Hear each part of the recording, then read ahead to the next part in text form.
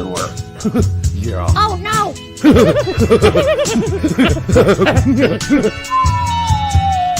Matt, what the hell was that? Wasn't me, coach. Welcome to the Straight Red Card. Get off our lawn. Welcome to the Straight Red Card. Of course, as always, sponsored by KY Jelly. It's the #1 doctor recommended brand. It is water-based for personal lubricant for wetter sex. Wetter sex. I don't know if I really want a lot of wetness. Not like an immense amount of wetness. But for the sake of the commercial. Derek prefers his vaginas to feel like sandpaper. No, I don't. But I don't want there to be an excessive amount of wetness. I think that's kind of slimy. Gets slimy down there. I want just about the right amount of wetness, and that's what KY does. All right, there's that. I think half the listeners show up 30 minutes into our show. Still in the box. All right. Yeah, I just use it and tape it. No, I'm just kidding. I don't. I haven't opened the box yet. He's actually just put a AA battery in there. Yes, that's all that's in there. The real lube's in the bedroom. All right. The turd in the background says, "Welcome to the Straight Red Card, brought to you by KY. We're almost the motherfuckers. We're almost there, motherfuckers. I'm as hard as an uncooked linguine noodle. I can't wait. I hope it's bigger than linguine." It's super long though. It's super long and skinny. Oh, God. It's just like a dipstick. And it breaks off when I penetrate her. All right. If we beat Wales,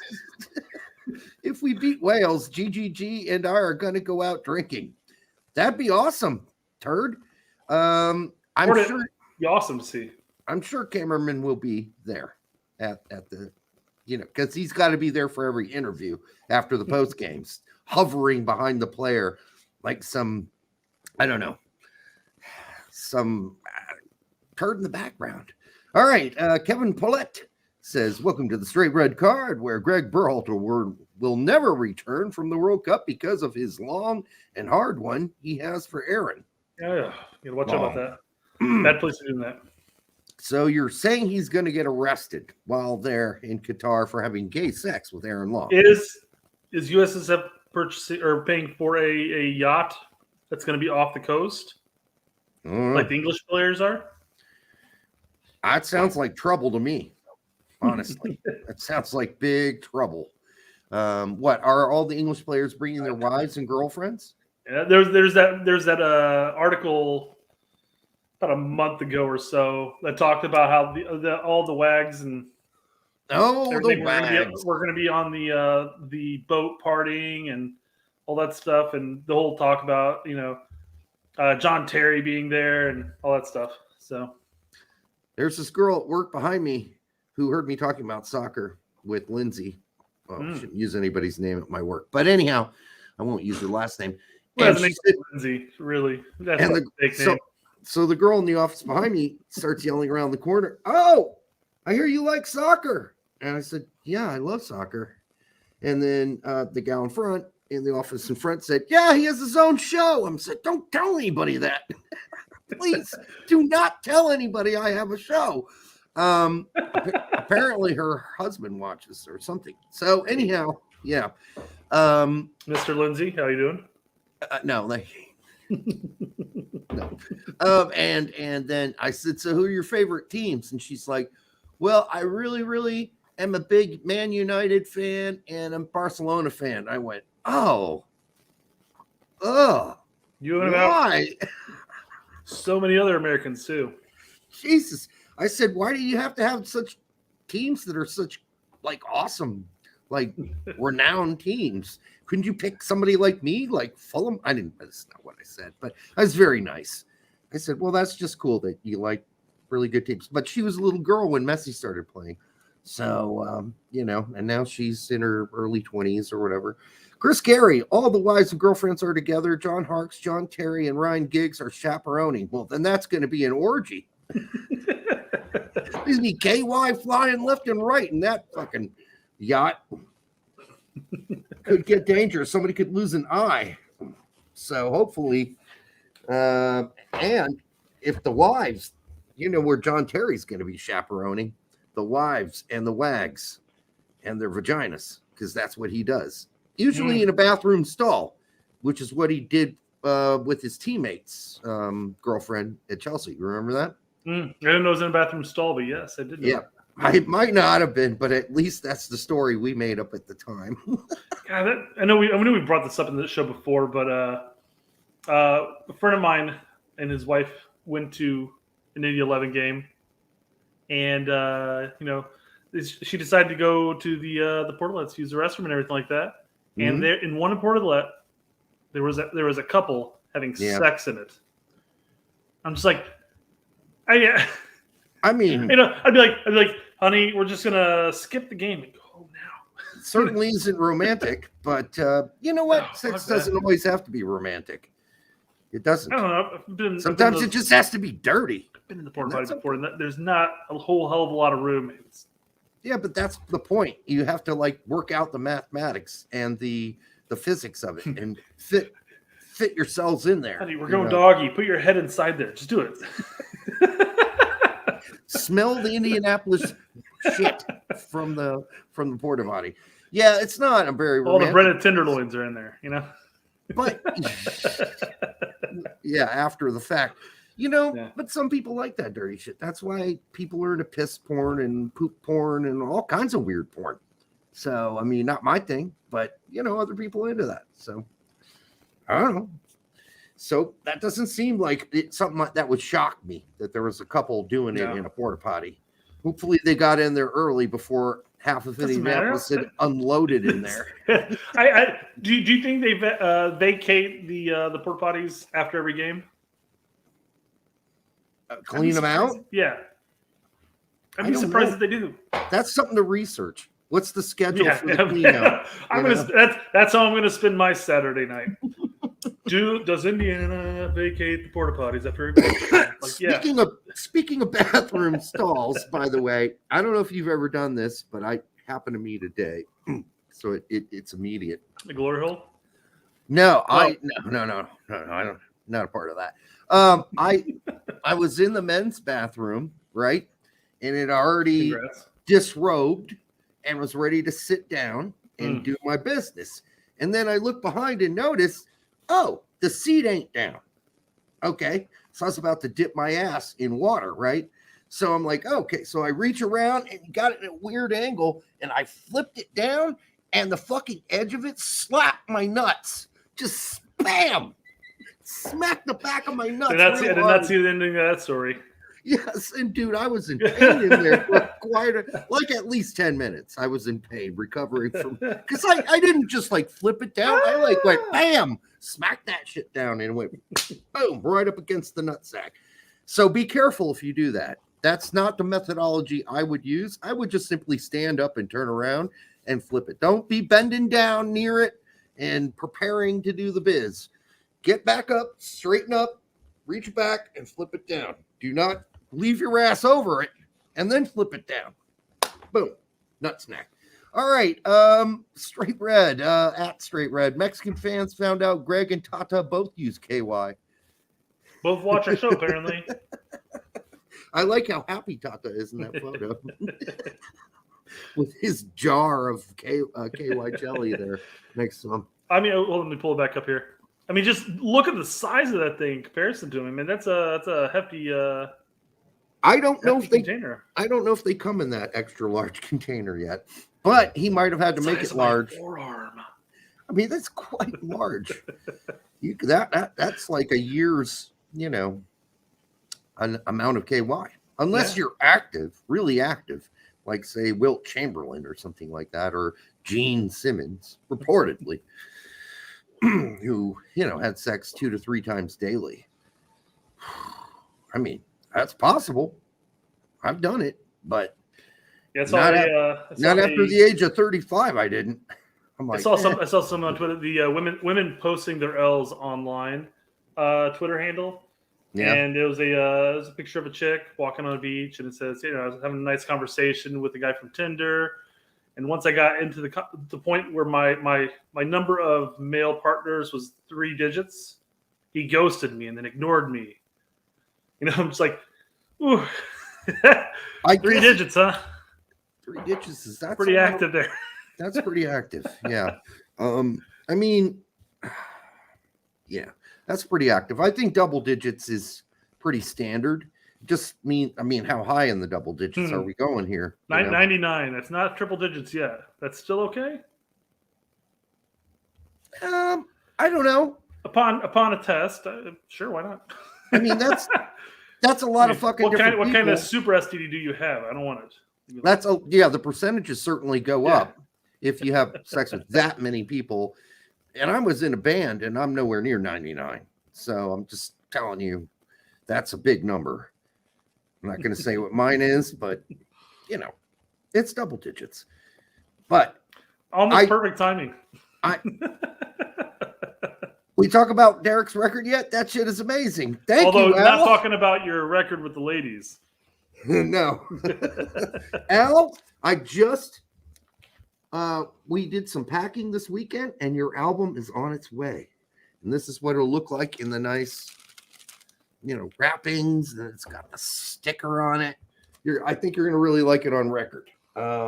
He sealed it with a little bit of KY. No, I didn't do that. I wouldn't do that to Al. All right.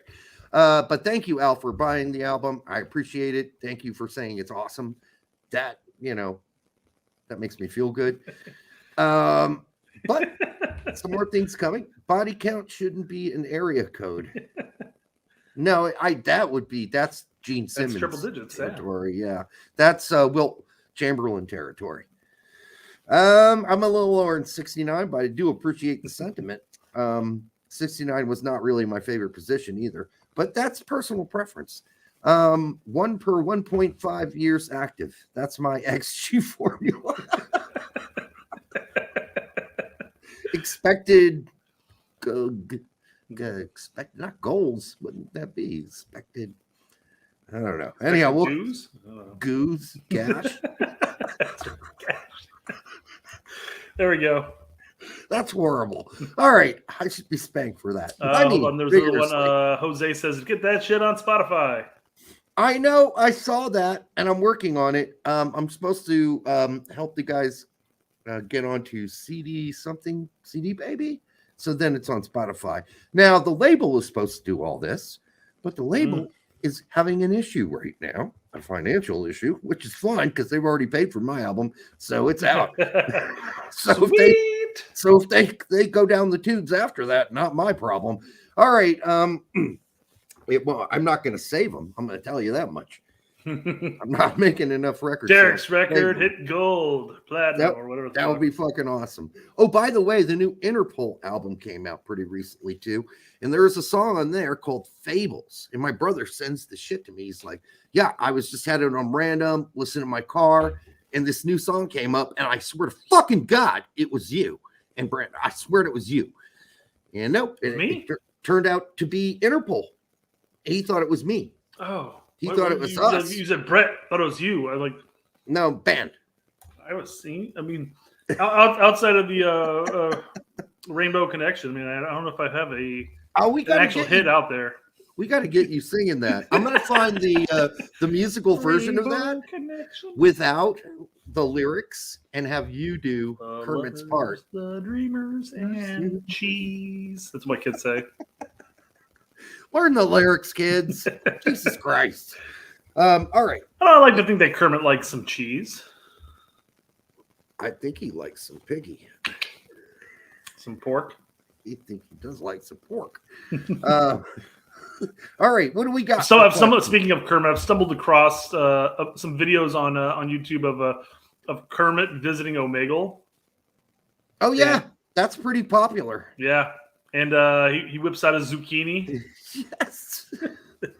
I recently watched one where he pretends like he's like whacking off, and all of a sudden he has some silly strings shot up into his face. Yes.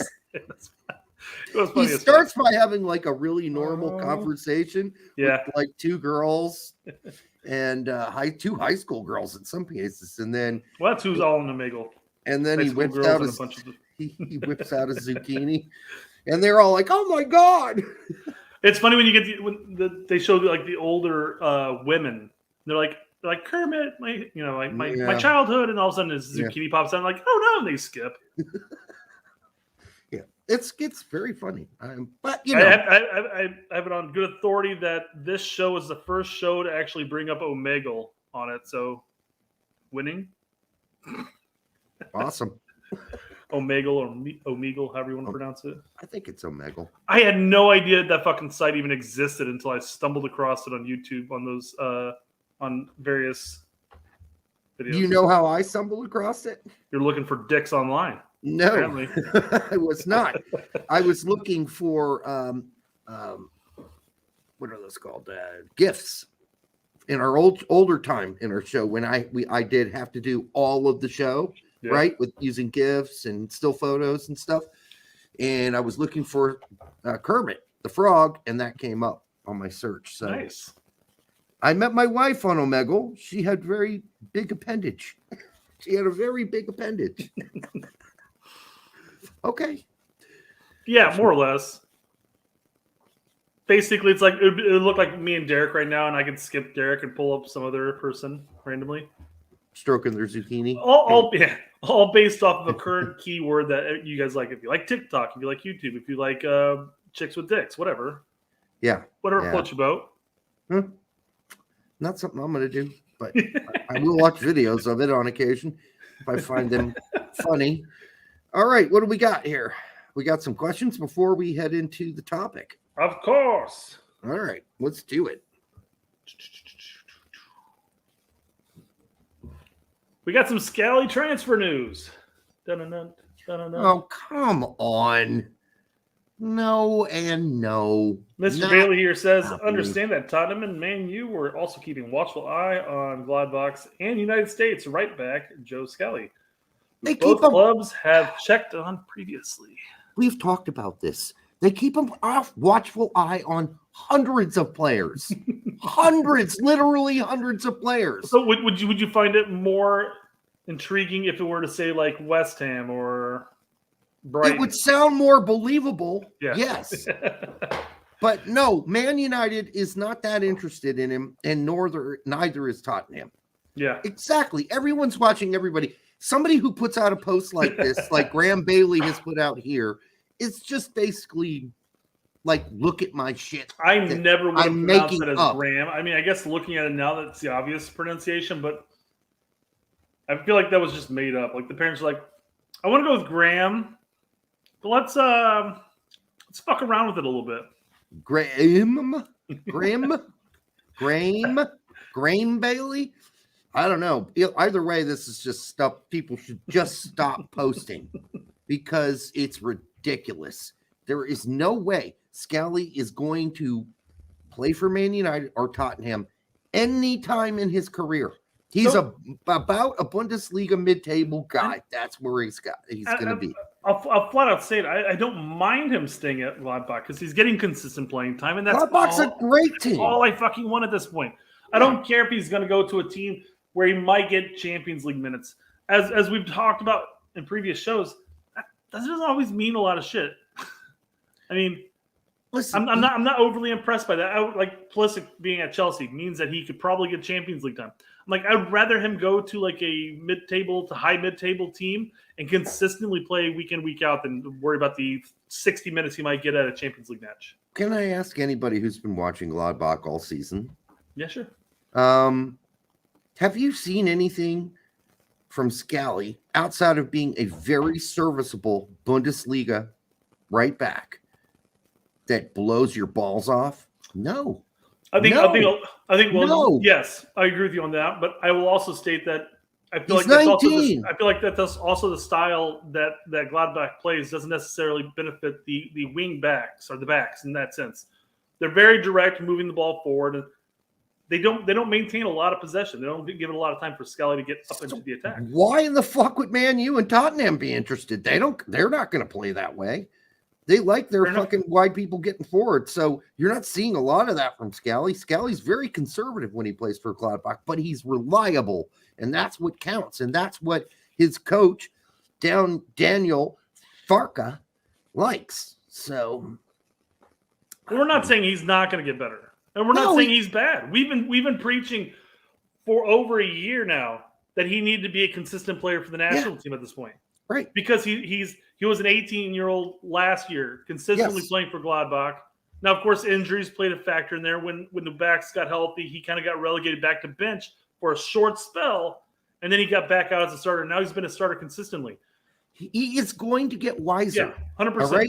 He is going to get wiser. He's going to get more tactically aware. That's going to make him a better player. But right now, no. If I'm Man U, I'm not interested in. Why would I be interested if I'm Tottenham either?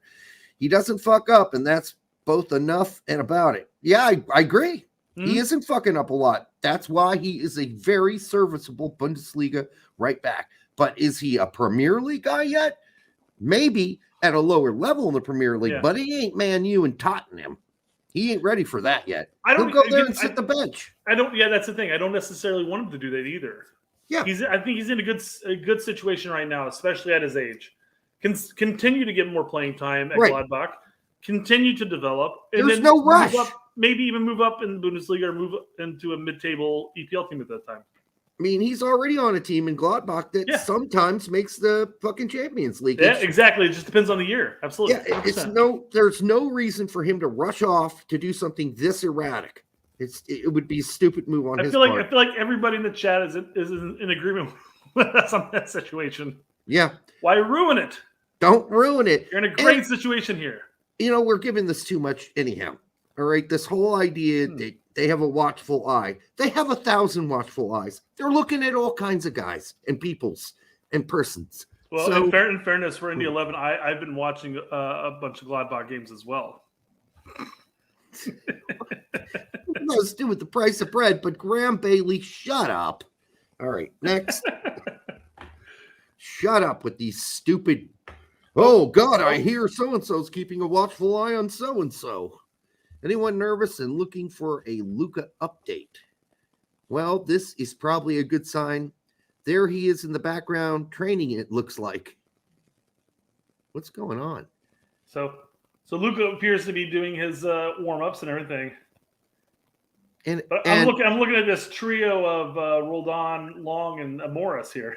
I think Morris is just intrigued, and I don't. Morris is going, dude, what the fuck are you guys doing over there? Why are you giving him Long a purple nurple? What's going on? So remember this face right now. And here's Al. Why isn't he playing tummy sticks with the MLS guys though? I don't wonder if my response is up. Yeah, here. I go, haha, I was just about to say, if this isn't a caption this, I don't know what it is. Yeah, no kidding. What is going on there? I don't know why Long and Roldan are so friendly. I mean, I'm glad they are, but it even looks like Long is grabbing Roldan's hand and saying, feel my titty. It's real weird. I fully suspect, though, this must have happened this might have happened in Qatar. I'm concerned for their safety at this point. Not because, but because, All right, let's not show too much brotherly love. You might end up in jail. Yeah, that's a fun photo. It looks like everybody's having fun. That's good. What else we got here? I already showed you my my mistake on Twitter today. I was sad by it. I said the Weston special. Retweet if you like ranch with your pizza. Quote tweet if you are applaud by it. Applaud. Way to go, buddy. I got memed pretty hard on this one. All right. I bet you did. A bunch of people posting applauding videos. Yay. Yeah. I responded, though. I said appalled. Too quick for my own good. Wait, that's what my wife means when. Aww. I like your honesty, though. That was very nice. I showed Evie that, and she goes, "Oh, you should have let me tweet that." I'm like, You should get EB involved in these. Yeah. She might make an appearance. As Brett's wife, I can attest to this. All right. We're going to take on the real topics yet? Or we got to wait for 30 minutes to go? No, fuck that. We can jump into topics. Let's start with Steffen. Because I got two reliable people telling me two different things. Not very different things, but somewhat different things. I got one report that said basically Gregg got on the Zoom or whatever it was with Steffen and said, listen, going to be real honest with you. We're going with Matt as our number one, and we don't want any controversy in the World Cup, so you're out. We don't need a number one. Here's my take on it. They're like, I'm sorry, Steph or Zach. We're going to go with Turner because he plays for Arsenal. You play for Middlesbrough. Sorry. Yep. I mean, but then Stephen's going, what the fuck, man? Exactly. The other just left City.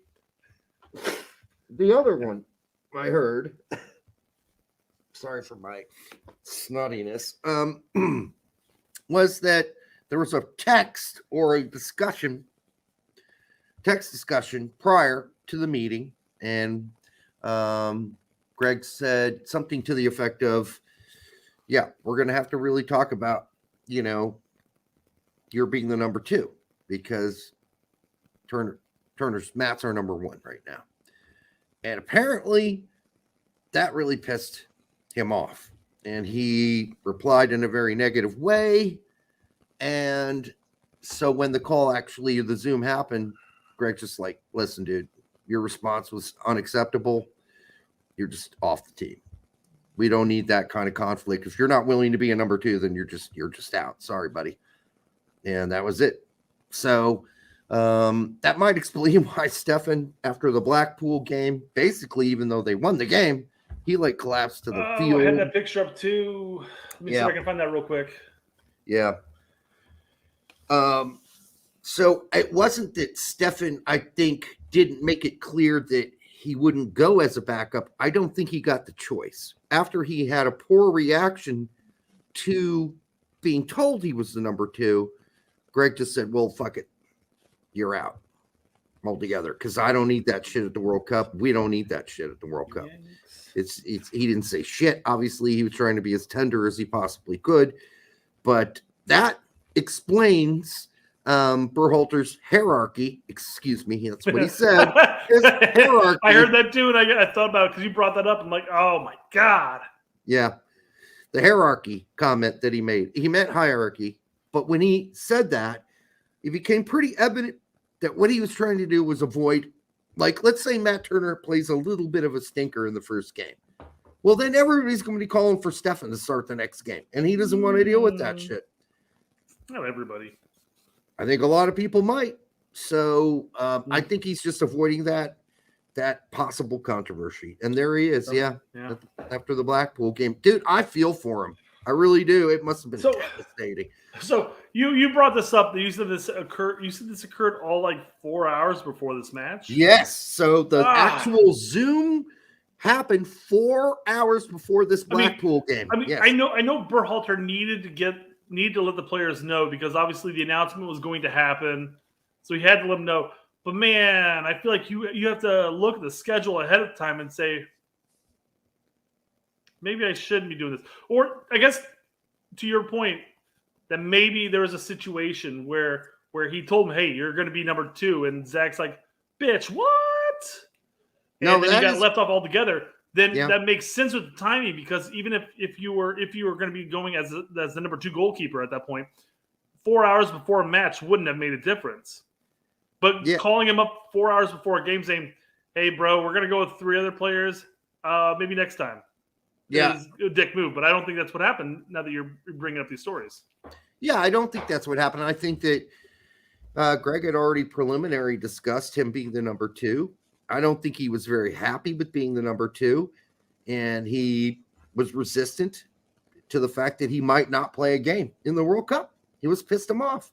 And so, yeah, Gregg had to make a decision at that point. All right, when I do have my actual Zoom with this dude, I'm going to have to say bon voyage, because we don't need that kind of crap on the team. We need guys to say, I'm willing to be a number 2, and I'm totally fine with it, which is what the other guy said. Horvath said, I'm totally fine being number 3. And I've played a number 2 my entire career. Yes. Horvath's like, I love being the number 2. Dude. This is the first time. Fucking A, let's try it. Luton's the first time I've ever been the number 1. I hate it. I fucking hate it. I hate the pressure. Killing me. I can't wait to go back to my team and just sit the bench from now on. I love sitting Horvath. So this is sad for Steffen, and those are the 2 different reports I'm getting from Jose Lopez is asking if this was wasn't this taken before a penalty? I don't believe so. Because did Steffen save a penalty in that game? No, this is after the game. Because I know the one goal came from Sargent, and that was no. That's a different game. This is Blackpool. They played Blackpool. It was 4 hours before the Blackpool game. Gotcha. So, yeah. All right, let's scratch it. I don't know shit then. Right. And this is all coming from Steffen's manager at Middlesbrough, former Man United midfielder, Michael Carrick, is where the reporting came from out of England. These are direct quotes about the 4 hours before. Michael Carrick saying it was very insensitive of Gregg Berhalter to do that, to make that call 4 hours before a game. I'm concerned maybe he was left off because of weight, because, man, look, he sits up against the bar here, and it like just indents. He caused metal to bend.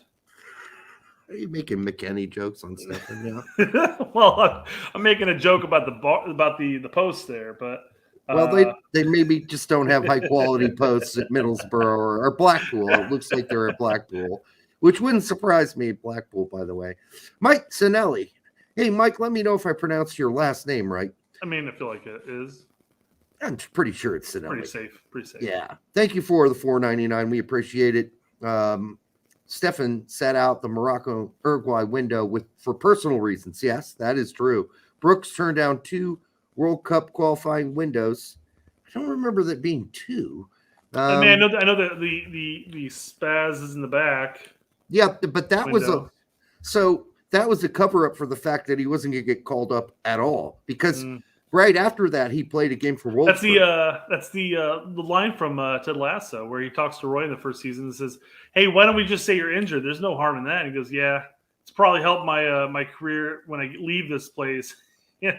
Yeah, try to find greener pastures. Player of a team that will actually play me, Right, and those back spasm excuses were an excuse because he played the next week. He played the next week for Wolfsburg. So, yeah.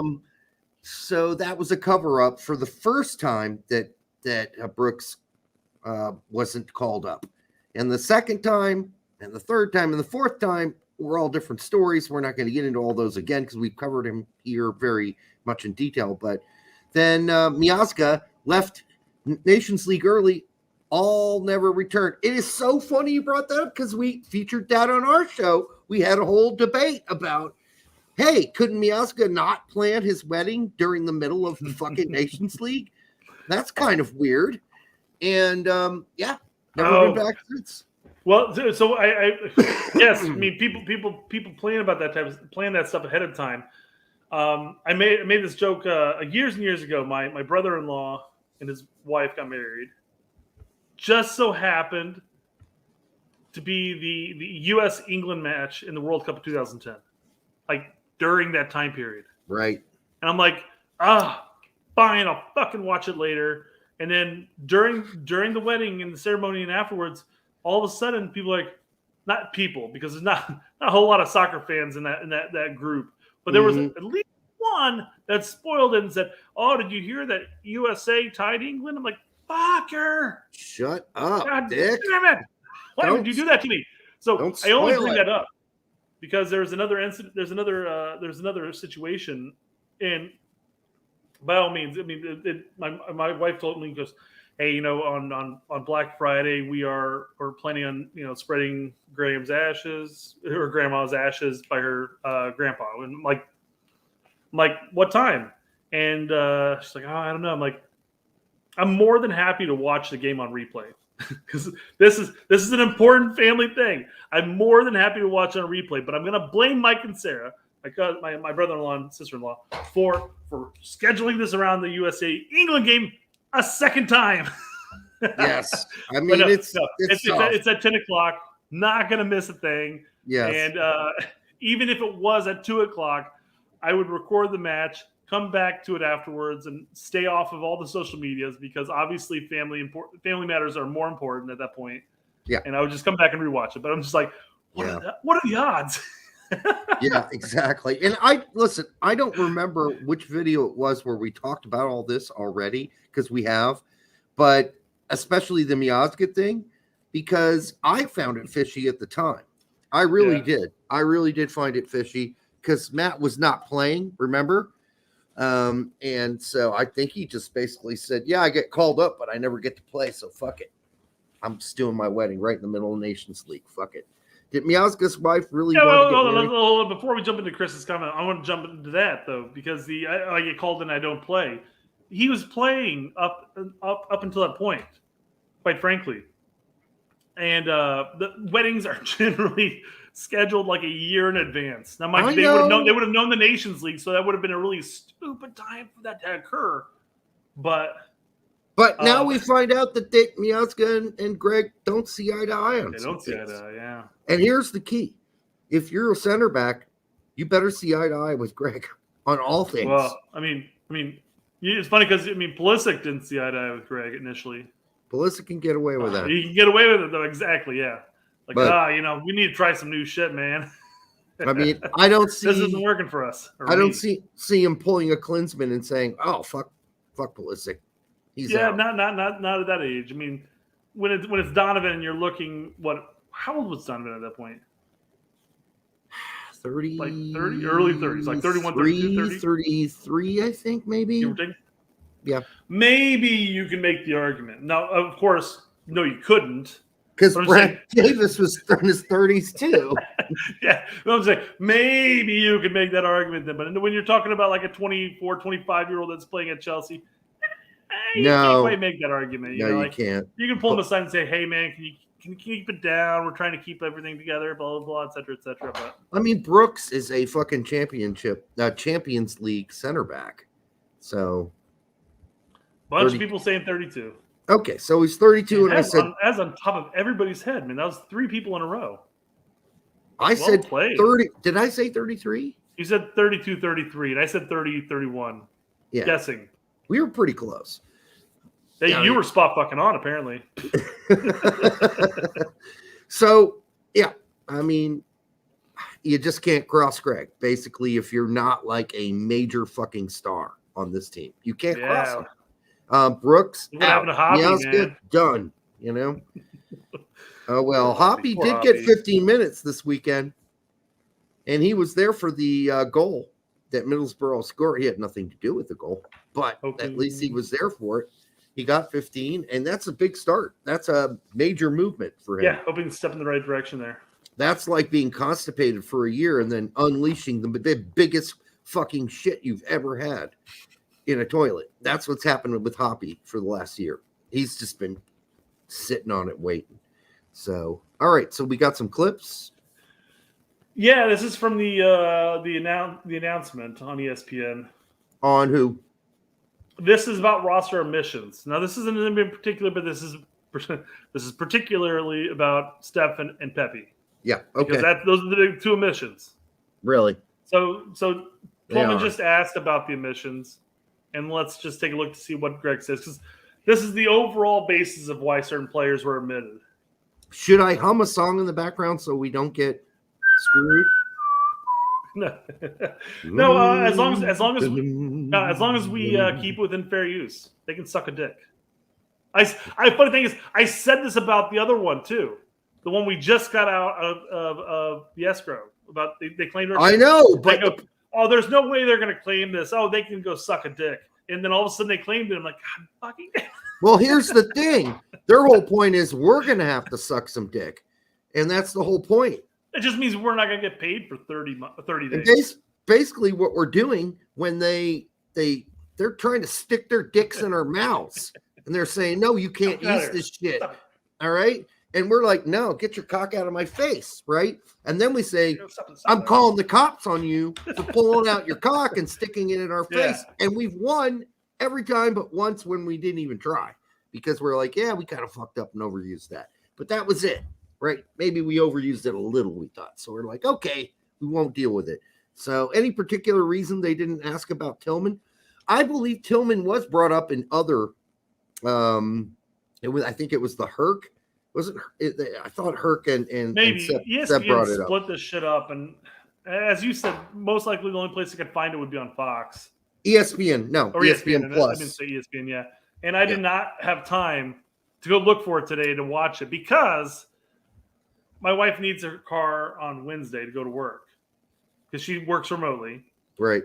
And my kids decided last week that it'd be a great idea to turn on one of the lights in the car and then not turn it off. Oh, so I had before. to remove the battery today. I got home from my work from late, I had to remove the battery, take it into AutoZone, let them try to charge it back up because it's a new fucking battery. Went home. They called me up and said, yeah, dude, this is totally shit. You have to get a new one. So I went back there. I could have told you that, by the way. So I went back there, and they got me a new one, and apparently it must have had like a year warranty, and I bought this thing back in January. Yeah. So fortunately, no charge, but the car still doesn't have a battery in it right now. So after we're done with the show tonight, I get to go out in like 25-degree weather and put a battery in a fucking car. Sounds exciting. We'll try I'm to get stoked. Can't wait. We'll try to get through this in a reasonable I'm hour. worried. It's not going to get any warmer, Derek. If we take 2 hours to do this show or 5 hours, is it really 25? Oh, I don't know. I think it's more like 38 right now. So I think you're going to be 32 okay. and clear right now, actually. Okay. Well, I am a whole 15 minutes south of you. But as far yeah, it's so a full it's 15 minutes. Here. Yeah. It's warmer here. But as far as Tillman's concerned, I mean, Tillman hasn't really lit it up with the U.S. and he's hit and miss. He's hit and miss with Rangers. He certainly's been hit and miss with Rangers. Yeah. So at that point, I don't think World Cup's ahead of him. If people are looking at it, if ESPN's looking at it like, dude, we got this guy for a fucking hour.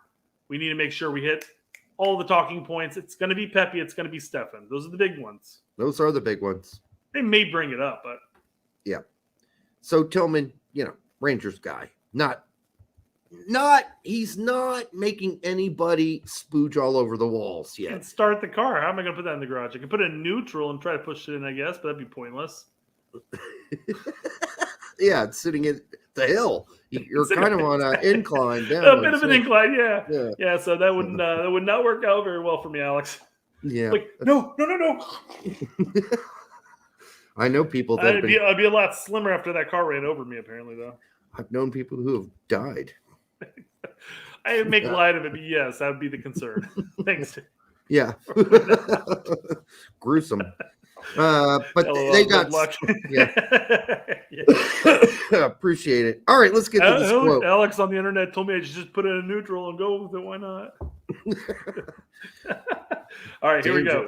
So yeah. Hey, what about those emissions, Greg? Here we go. No, I think it's in some of the cases it's more about what we have than what we don't have. Okay, stop it right there. What the fuck is so that? Fucking gibberish? Quick, man. I like it. That's what we're keeping it safe. What we have versus what we don't. It's not about what we don't have, it's what we have. Okay, that's fine. It's just that doesn't explain anything really to anybody. That's just gibberish. Yeah. It is a word salad. You're right. He might expound on it. But again, I've been saying since the announcement of the roster itself, and of course that was this day. But I haven't watched all this shit. But my take on it was the fact that Haji was included, was that Gregg and company had always thought about bringing in a Hail Mary type of true target type striker that you just lob balls to and hope to God that he puts it away. Well, to give Gregg some credit, in a recent interview yesterday, he did mention that the other reason he brought Pepi over Pefok, outside of the fact that Pefok hasn't scored for a while, and that Wright still is scoring, is that he said, for our system, Wright is faster than Pefok, and I think he can run the channels better than Pefok can. Although Pefok might be a bigger, more physical presence in the box, he said, he's also faster, so he works with our system better generally. So basically, he's like, hey, I got my target Hail Mary striker, but he kind of fits my system. So it's not really – it's kind of a hybrid between Pefok and Sargent at that point is what he's trying to say. So it's like you got Ferreira, and then you have Sargent, who's kind of a hybrid between Pepi and Ferreira, according to him. He says I think he says it somewhere. And now you have Haji, who's apparently a hybrid between Sargent and Pefok. They all kind of fit in that Venn diagram. Not quite the Sargent Venn diagram, but Sargent can do everything that Wright can do. And better. Exactly, yes. Yeah, 100%. I mean, this is ridiculous. He can do everything Ferreira does and better too. 100%. So if Sargent's not starting, Ferreira's like this big in his Venn diagram, remember? I thought you were going to say that's how big his asshole was. But you're right. I mean, listen, Sargent should be starting this World Cup. I'm sorry. He should be. Yes, absolutely. Yeah. Not because a lot of he's people scoring all these goals in the championship. It's because he's better than what Ferreira does that Ferreira does best. And he's better than what Wright does. He's physical. He is scoring goals, yes, in the championship. But he's also a more well-rounded striker option at that point. He can do everything that you're asking him to do. And now he's got the confidence finally to start putting that ball in the back of the net. That's what we've been saying for the last year. And he's a large mammal who can also be very maneuverable. He's very agile. I was going to bring this up, God Kong. Ferrer did get the 9, yes. But what number is Sargent at Norwich? 24. Okay, so he kept his number basically. At 23 or 24, I think is what he uses it at. I'll verify here. But he likes that number, and I don't know what reason he likes that number, but that's the number he likes to go with. So, hey, you know what though? My number was 14. I was 17. I stayed 14 regardless. It doesn't matter what. Yeah, he plays 24. He's at 24 at Norwich. Yeah. So yeah, the Kobe's 24. That's what everybody's talking about. Could be. Who knows? But I mean, I know that Norwich, he has the same number, so I'm not taking into consideration that the 1 through 11 for the national team. I don't think that's what anybody's. I don't think any of them are really worried about that. Going into the season, he was offered a new number. He stuck with 24. So yeah, that's what I was saying. Basically, it's like once I was able to get 24 when I was playing. Or sorry, 24. 14. I was playing 14. I stuck with it regardless. Everyone's like, "You want a different number?" I'm like, "No, I want my 14. 14's good." Yes, me too. I'm like, every season, I'm like, "No, I want my fucking 17 back." Hey, you can back off about that. But you can have an 11 if you don't you want like, one? I don't want 11. Stop it. I don't want 11. Yeah, I don't want the 8. No, just give me my 17 back. That's what I like. Yeah, 3 those are listed on the roster where we feel great. We feel really good about it. We saw a lot of progress with Matt Turner in this last 6 months. We know Ethan Horvath has been competing at a good level at Luton in the championship. Better than Sean Johnson has been a mainstay in this group since day one. Okay, well, that's all fine. I mean, that's reasonable. If you would have chopped off the first start of the part where he talks about it's not what we don't have, it's what we do have, and I'd be fine with this because at least he's just telling us, but he's not going to tell us the real story. Does he mention hierarchy here? I think this is where he brings up the hierarchy. Hierarchy. I'm sorry. I think that's a Freudian slip because, losing his hair. But I mean, yeah, you can make that argument. You can say you have Turner's obviously is number 1 at this point. He was number 1 through a lot of the games and qualifiers. Now Steffen came back and they talk about this. Somebody else brought this up, and I don't know if it's going to be on one of these videos or not. But when Steffen came back during the qualifiers, he played a lot of the big matches against Mexico, etc.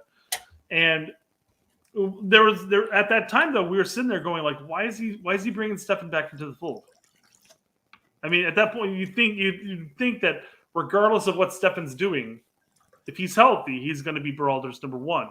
And then all of a sudden, comes World Cup roster here, and he's left off. So to the stories that you brought up earlier, something had to happen. Oh, yeah. It was never about his form or who he's playing for right now. The fact that he's playing at Middlesbrough is different than anything that's happened over the last year and a half. I think when you tell a guy you're going to be number 2 going to the World Cup and the guy has a bad attitude about it, you're like, well, then you're not going at all. And that's what happened, generally speaking. So I mean, it's possible that Steffen looked at that and said, like, I thought I was Berhalter's number one. Like throughout, I played for him at Columbus. He's brought me back into the fold anytime I was healthy. And all of a sudden he's like, we're going to the World Cup. You're going to be number 2. He's like, dude, what the fuck? When else has Berhalter ever mentioned the word hierarchy when talking about goalkeepers? Never, ever, ever, ever. Why is it so important now? Because Steffen made it important. All right. Steffen threw a fit about being number 2. And that's why he's saying we don't need that kind of shit. That's why we need to have a very clear hierarchy, as he says it, for the World Cup. Listen, you got to take what people say and you got to fucking have some understanding of where this word suddenly came from. Because it's not a word that Gregg's ever used before. Obviously, he doesn't even know how to say it. Somebody's told him, it's about hierarchy. Hierarchy, right? Hierarchy. Hierarchy. So, all right. It sounds like he's like saying it while coughing. Hierarchy. I wish we had a clip of that. Well, we might here in a second. Who knows? Okay. So we're comfortable with that pairing. Oh, I thought he was In going the to say case right of Ricardo, that was a really conversation that I had to have with him, and it's always you've been around, and it's always difficult when a guy helps you get to the World Cup. He scores 3 goals in World Cup qualifying, like you did, Taylor. Part of the program, and again, it's more about who we did add that we felt good about. Josh is. So it's funny you bring that up though, because Twellman did post after this interaction with Gregg that. When during qualifiers, when Pepi wasn't getting any playing time, he had no form. He was constantly called in. But now that he's playing consistently and scoring goals and has form, he's not called in. He scored yesterday. Yeah, or whatever it was this weekend. To your point though, that must hit close to home. He's like, wait a second, maybe Pepi should be included because he did all this work. I feel like this is kind of like me. And in a Dutch report today where they interviewed Pepi, basically Pepi's like, listen, I did everything I had to do. Mm-hmm. I switched teams where I knew I was going to get playing time. I scored a fucking load shit of goals. There's the only thing I did what I could do. The only thing I can't do is be the coach. I can't be the coach. I can't be the one making the pick. So Pepi's basically just thrown up his arms and said, ain't on me, ain't on me. Yeah, and to David D's point, did you see after he scored the goal, like everybody went over and gave him a hug? Yep. Yep. And God Kong Snake says Berhalter's excuses are so inconsistent. And yes, they fucking sure. We've been saying that. We've been saying that since the whole Brooks thing. Because if you paid attention to every window, there was a new excuse that like it's this, and then Brooks met that, and then it's this, and then Brooks met that. Now, of course, you can make the argument saying like, "Oh, Brooks isn't playing." Period. He's played like 45 minutes in like 6 months. Sure, understandable. But you've got a guy who not only helped you qualify, like met massive matches, an away match that probably, if we didn't win that match, probably would have changed the course of events as a whole. Would have. That's 3 points, obviously, compared to no points. Have you ever noticed that people who make radically inconsistent comments, like the one thing that you find out about them after a while is they're lying? No. Yes, because inconsistency comes from covering up. Like if you're just honest, then it's going to come off as consistent. Unless you're a moron.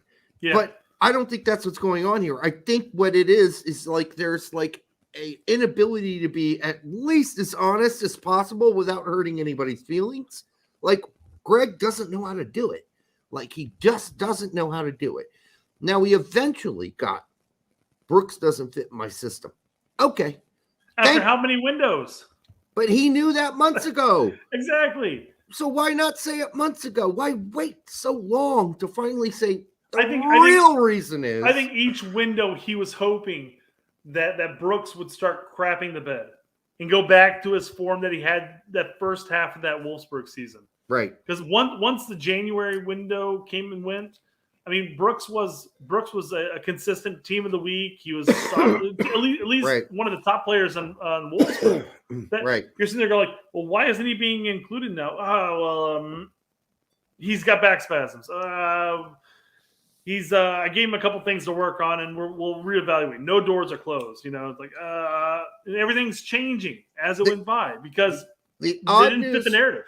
I know, but the odd news on the back spasms was it didn't come from Gregg first. It came from Boyd. Or not Boyd. I'm sorry. Not Terrence Boyd. I'm sorry. Jesus. Brooks first. I think Berlin went to bed a while ago, man. You don't have to bring up Boyd now. I know. Go Boyd. Go Kaiserslautern. Yes. Oh, by the way, folks, if you're speaking of German people, I did an interview with the Schnitzel brothers. There's Schnitzel boys. Schnitzel boys. The Schnitzel boys. Not brothers. It turns out they are related, but they're not brothers. And his real last name is Schütte, not Schnitzel. So, but we had a great interview, a great talk about Give US them some love. Go take a look at that interview. Yeah. Go check out the Schnitzel boys, and when it goes up, I don't know when it's going to go up. Go check them out. I thought it was live. No, it wasn't. You tell me about the episode's recorded. It's recorded. I learned a whole lot about like his family history and my family history going back through Germany. We talked about all that shit. It was really, we didn't talk about it live. We talked about it later, but still, it was a great interview. Check it out. All right, let's continue on. Competing in the championship. He played in the Premier League last year. We're playing Wales and England. Both teams are stocked with players from those leagues. Haji Wright is in people made a big deal of this, of him saying he was in the Premier League last year, and they were like, I don't give a fuck if he was in the Premier League last year. But Gregg's point here, to be fair to him, was I'm saying that because he's going to be familiar with some of the people we're about to face from the Welsh team and the English team. Our goal in the immediate future is to get out of the group stage. So I've got a striker who's played a year and a half against these players on a shitty team. Yeah. But my argument to this is, he played in the EPL last season, which you never called him in for a camp. Never. Nope. He wasn't called in. He played like the first window, maybe the second window. And then he said, I'm not sure if he's really a center forward. Yeah. And then he despite the fact that he was playing week in, week out in the EPL, even as a winger, as an option, he wasn't called in until September. Now he's ideally, hopefully, his number one. So I don't know. This is so hit and miss, and he's using it as an excuse. It's like, he played against these players in the EPL, but again, you never called him in during that time period. But he should have said what we were saying at the time. It would have been easy. He didn't have to say it as brutally as we did. Yeah. But he could have said, listen, Josh, just right now, he's not in a good place mentally. That's all I can say. I think he needs to get tougher. I think he needs to fight harder. Yes. I think he needs to demand the ball. And if I'm not seeing those things from him, even though he's in the Premier League, then I can't call him up for our team because we need guys that ask for the ball, demand the ball. That would have been such a simple fucking explanation. And he gets a couple goals in championship, and it wets his whistle, and all of a sudden now he's like, "Give me the fucking ball now!" Yeah, now he's like, every time even this game this weekend when he didn't get the pass a couple times, he's like, "Oh fucking shit! I'm wide fucking open here, and I'm on the right, and Pookie's on the left, and you decide to give it to Pookie." I'm the lead. I'm tied for the league goal scorer right now. I'm running for the golden boot, bitches. Give me the ball. I know. Chris Gary says, well, Brett, Panama and Costa Rica don't have many players in the EPL. That's why Sargent wasn't included. You're right. Sorry. Yep. Fair enough. Yeah. All right. team in Turkey, scoring 9 goals already so far. And What? And What was Jesus that? has been good for us. Keep fucking trying. Was that what? Keep fucking trying. And on. his form with his team in Turkey, scoring 9 goals already so far. And Keep fucking trying. Sounds like that. Now it's like watching those the paranormal ghost shows and shit. Like you're like, oh, did you hear? I'm gonna fucking gut you, and then they play it again. Of course you're gonna hear it. So I don't know. Well, I know this is not a ghost. That's the difference. As far as we know, yes. Keep fucking trying. Like, I thought most of this crowd was pretty pro Gregg or pro U.S. soccer in general. And so they didn't vet everybody because there was some weird screaming in this crowd during this. Yeah, so a couple of people said it, like Pepi Train, the Pepi Train, or we need Pepi Gregg, something. Let's listen to that one more time. Oh, all right. Let's see if we can get talked into this. In Turkey, Pepi scoring Train. 9 goals already so far. And it sounded like he said Pepi Train, and it says like need Pepi Train, Pepi Gregg, or something like that. Could be need Pepi Gregg. Okay.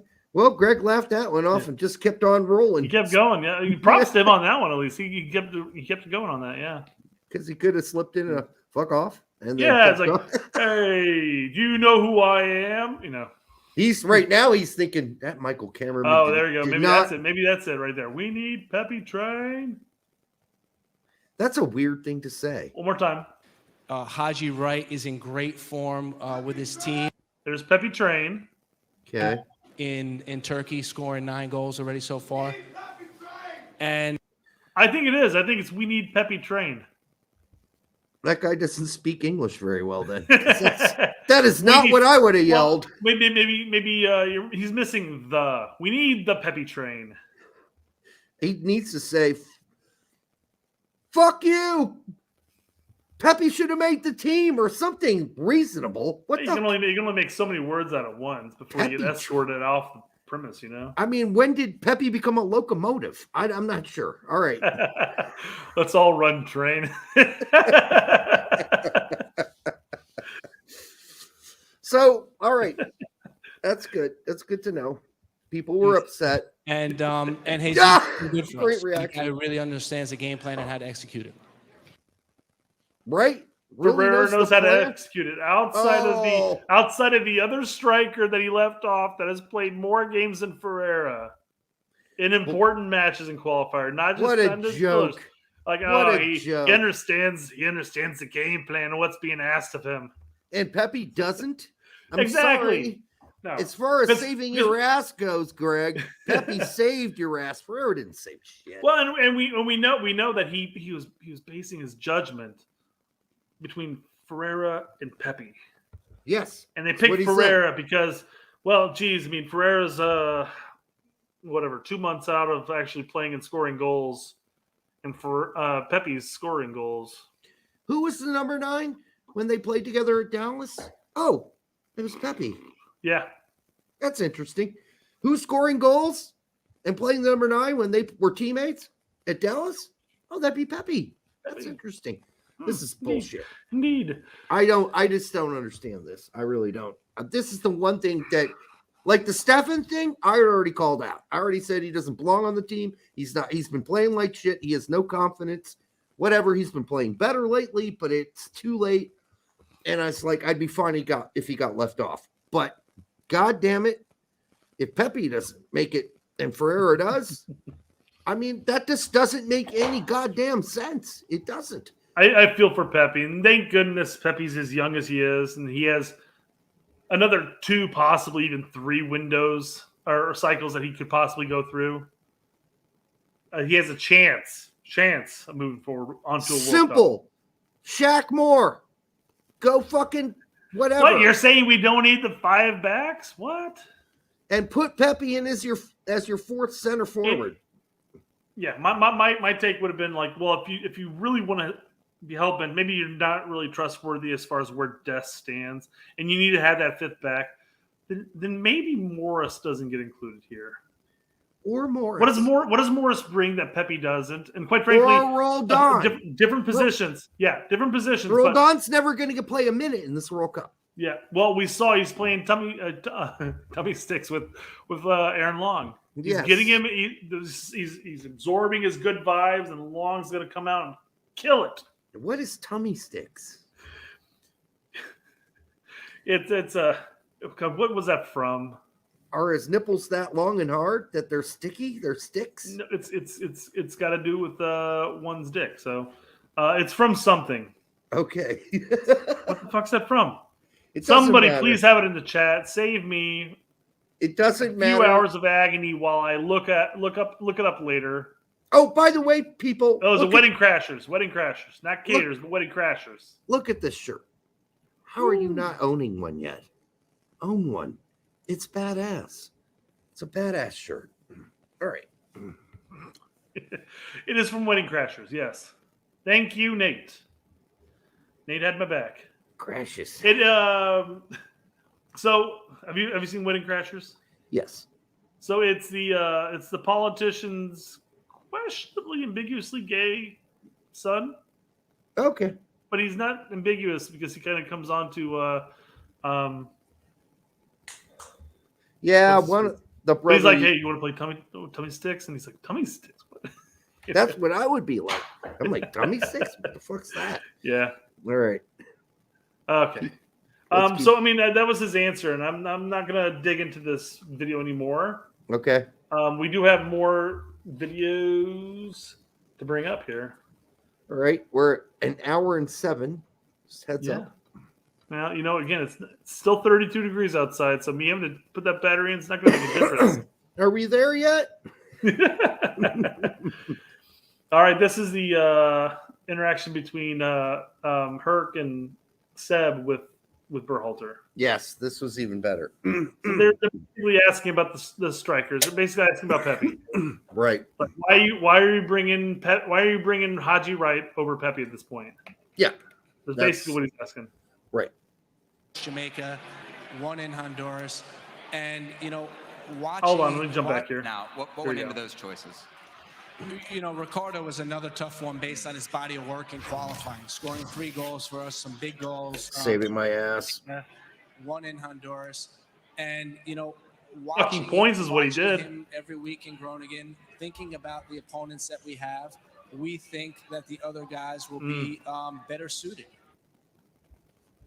The fuck does that mean? Given the opponents we have, we're going to leave one of our strikers who are on arguably the best form of his life right now off the World Cup roster.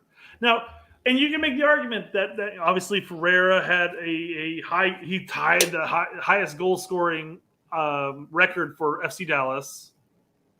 You have Sargent who's doing well in Champions League or Championship. Sorry. No, this ain't about Sargent. You've got Haji who's killing it in the Turkish league. You've got Pefok who's doing well in Bundesliga. So I mean, there's just no place for a striker from Holland. Sorry, it's just not going to happen. You muted yourself, Derek. You hit your microphone and it's fucked. I will expect you to leave and then come back. Be gone. Oh, you're back. Holy shit.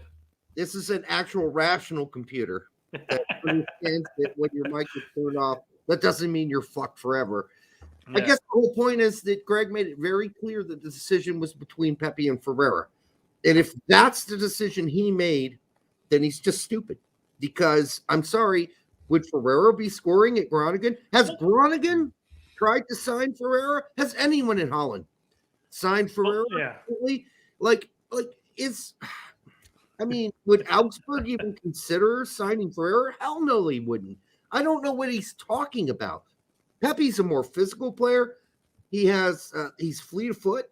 So this is just ridiculous shit. That's what this is. It's dumb. He's got it down. Why is Pepi not here? Let me answer by not explaining and by talking about everyone else on the roster. Yes. Like a little honesty would be honesty would be fine. It would be fine. He could say the following. If I were his turd, I would tell him to say this. Listen, dude, I would say the reason you're picking Ferreira over Pepi is because Ferreira can play a false 9, and Pepi really isn't used to that. And so we want to have the option of playing a false 9 during the World Cup, and that's why we brought Ferreira over Pepi. The argument should have been Sargent over Pepi, and I feel like people would have less to bicker about if that was the point. You said, hey, we brought Ferreira in for XYZ, we brought Wright in for ABC, and the debate is between Pepi and Sargent, who I think is going to be able to do the job better.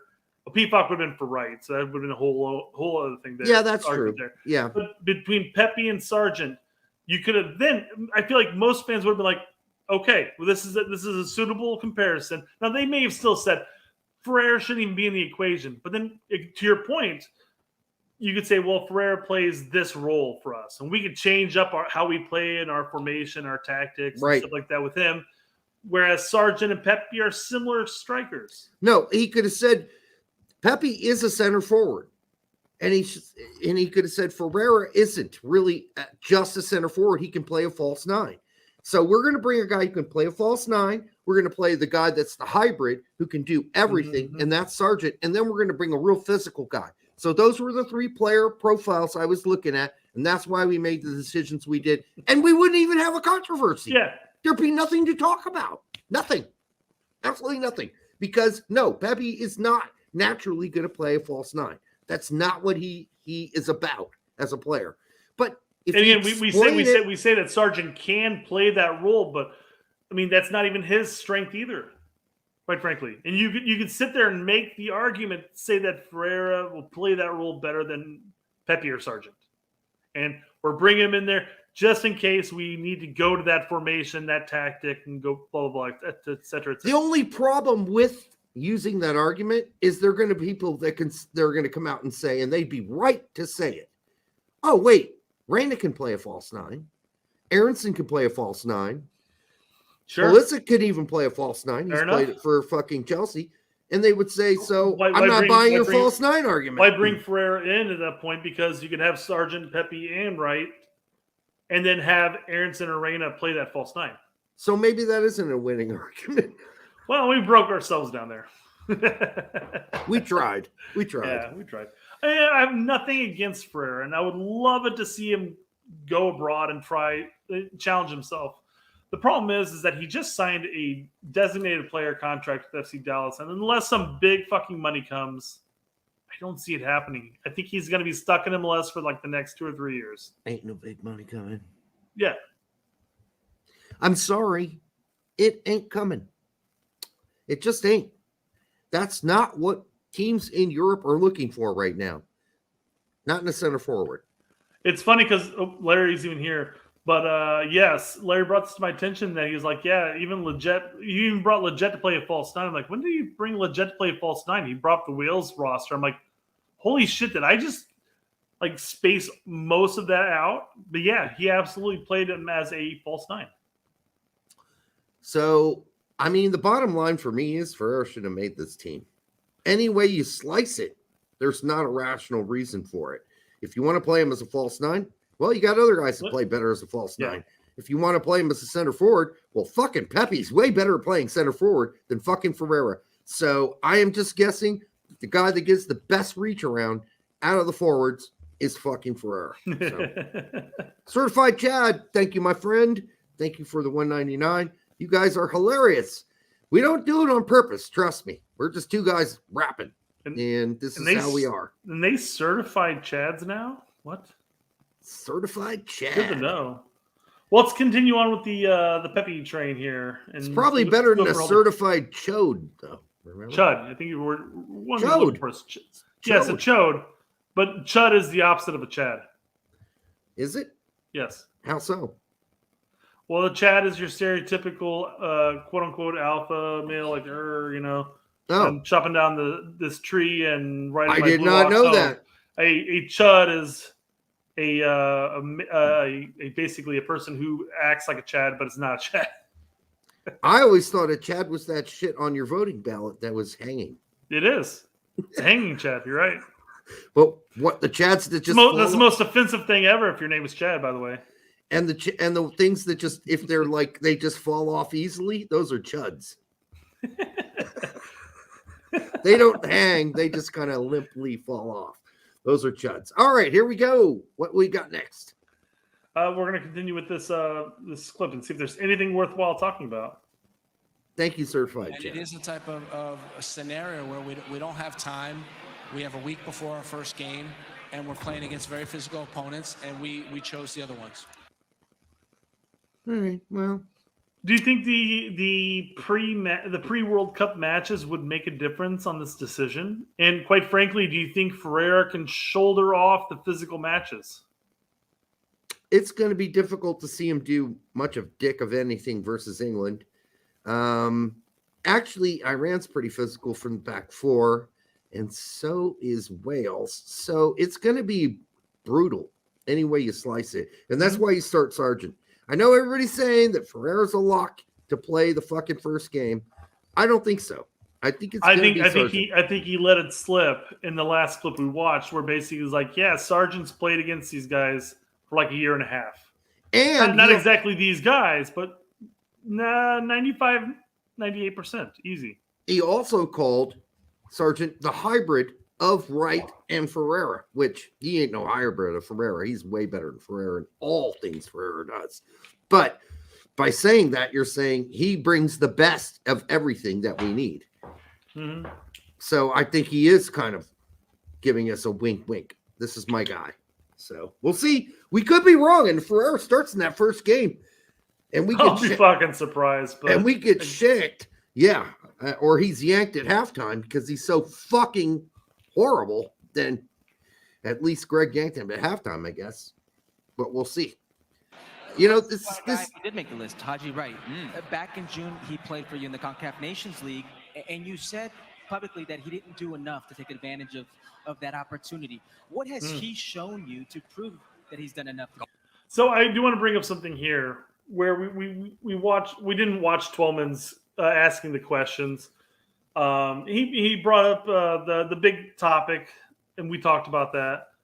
And it was kind of lighthearted in the sense like, hey, I just wanted, he's like, hey, put me in a chair where my feet are dangling here. And he's like, I just wanted to show everybody else that my shoes are better than yours. Kind of lighthearted jab there to, ease attention. I feel like Kirk kind of jumps into it and uses his words kind of against him. But he's like, hey, what do you think that he's done to improve himself since that point? So he asked that hard-hitting question, but then kind of softens up a bit, which is what you need to do in this situation. But he definitely lands the question. No, he landed this question. Yeah. But honestly, I think that his criticism of Wright was a little overblown. I think that Berhalter's? Yeah, because I think even though it sounded like he threw him under the bus, I don't think Gregg meant to. I think there was an accident. I really do. I didn't. You go back through all the post game pressers, man. There's absolutely not a single player out there that he says anything similar to that. I mean, listen, if he was really throwing him under the bus after playing in a pig pen, yeah, that's ridiculous. Oh, that's really I 100% agree, and I think that's where all the fandom was sitting at. Like, man, you're really throwing him. Everybody jumped to that conclusion. Like, you're throwing him under bus by simply saying, "Hey, he was given his chance. He didn't take his opportunities. He was nixed at halftime. He's out." Fuck him. Yeah. So, but yeah, it's just funny. But yeah, I think Kirk hits the nail on the head here. Okay. I like the question. Yeah. But we know the answer. We know what the answer is. Exactly. He scores goals. Somebody yelled. We were hoping Haji was going to play in that game and crush it and have a hat trick. He didn't do it. Wait a second.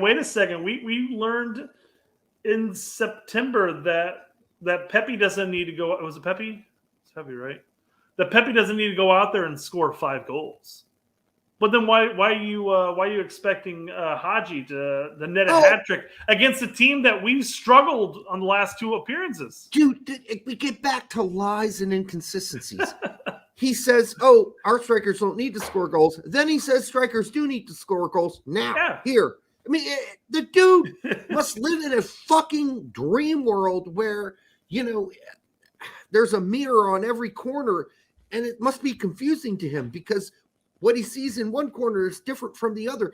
he can't tell a fucking goddamn consistent story. He can't answer a question he's heard 1,000 times in a fucking consistent way. It's unbelievably. Now goals matter, but before goals didn't matter. Now goals do matter. This is so stupid. Like, why does he It's like even I don't need Pepi to come in here and score 5 goals. We were expecting Haji to get a hat trick, but he didn't. So what are you gonna do? You know. That's the dumbest thing he could have said. I don't even understand where, like, it's like he doesn't even think about the possible questions that are going to be asked. And then when he just blurs out, like, shit that's inconsistent from things he's been saying for fucking 2 years. It's okay for a 9-stone score. This is what he said forever. And now he doesn't score in a pig pen. I've said that forever. That his tactics does not put the Nines in a position to succeed. Yeah. And I'm sorry, folks, if you think we're being too critical or we're breaking this down, but words matter. Words matter when you're the fucking head coach, the national team head coach. Okay? Words start to matter. People are hanging on every word you say. And if you're so stupid, you can't be consistent. That becomes really obvious after a while. And that's where we are with Gregg. And I can only imagine as a player getting instructions from him, right? And if they're as inconsistent as the way he answers the media, holy shit, I'd be confused as fuck as a player. I'd be like, okay, I thought you wanted me to do this. No, I didn't mean, I said I think you should do this when it's opportune, but don't do it all the time. And, you know, it's like at the Battle of Gettysburg when Lee tells, what's his face, if things are whatever. I wasn't there, Derek. Can you tell me? It's got to be clear. Everything's got to be really clear in war and in soccer. Yeah. Everything's got to be clear. Soccer USA says GB has the IQ of Chad. Well, this is another great point. John Hurt. He's back. The actor. Yes. Like he threw Skelly to the Uruguayan Wolves. He did. He just said, "This is your first match in." And I hope you play as horrible as possible. So I was expecting Skelly to get a hat trick, but he didn't. What do you expect me to do as a manager? Come on. He did throw him to the Wolves. That was the best team we played in the lead up. Yep. And in his tenure. Yeah. Can you name a better team in his tenure? Swiss are the closest. No, I can't. I think you're right. I think Uruguay's your debut. Go at it. Yeah, you didn't play that great, and probably not going to play him the rest of the window. Hey, but you know, he got brought in for the World Cup, so that's all that matters in the end. Yeah, he made the team, so I'm not complaining about that. Like maybe you need to get shit on by Berhalter in order to get called in. Well, I mean, Haji is scoring. The question is, who was it? Matt Doyle. Matt Doyle said, the Turkish league, and I quote, is better from top to bottom than the Dutch league. What the fuck are you smoking, motherfucker? What are you smoking? Because you got to be smoking stuff. And Matt, we used to we met you. The bigger question is where does MLS fit in that then? I don't care about MLS. I don't. Well, care. I mean, it's Doyle. I just assume he thinks both leagues are worse than MLS. No, what he said was outside of the top 2 teams in Holland, Turkey is a better league. Turkey is a better league, top to bottom. Quote from Matt Doyle. What is he smoking? Big question is: can Matt name 2 teams, more than 2 teams in the Turkish league? No, probably he can't pronounce half of them. I mean, I could look at its standings, and I couldn't pronounce more than 2 teams.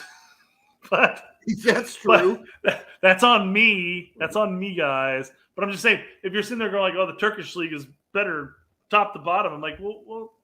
Start naming some teams. He's basically saying outside of Ajax and maybe PSV, I don't know which 2 teams he was picking, the rest of the Dutch league is worse than Turkey. He couldn't be more wrong. He couldn't fucking be more wrong. Like, have you when people argue that there isn't degrees of wrongness. Even Besiktas and Galatasaray, the higher teams that are always the classic great teams in Turkey, they're god awful now. They're not that good. So don't tell me that the fucking Turkish league is like, Matt, you're just wrong, and I don't know where you got your information. I don't know what you're talking about. I'm not saying this to denigrate Haji Wright's exceptional season. He's second in scoring in that league, and that's fine. I will give him credit, but if you watch the goals that he scores, you're going to go, well, fuck. Those are kind of fucking easy. A lot of them are really easy.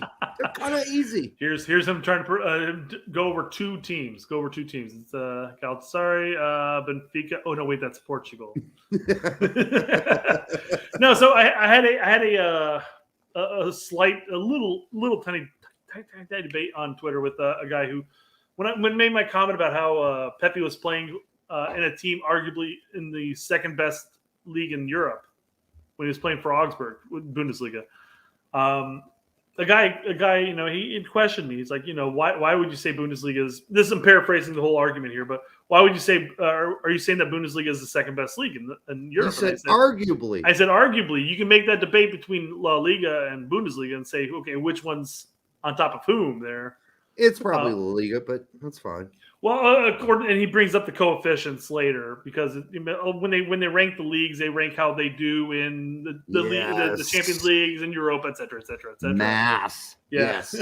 So technically, Bundesliga is number 2, Liga is number 3, et cetera. Right now, correct. And he had brought up, he's like, here's how I would rank it. You know, England, La Liga, Serie A, then Bundesliga. Serie A. And so we had a little back and forth, and it was a civil conversation we had.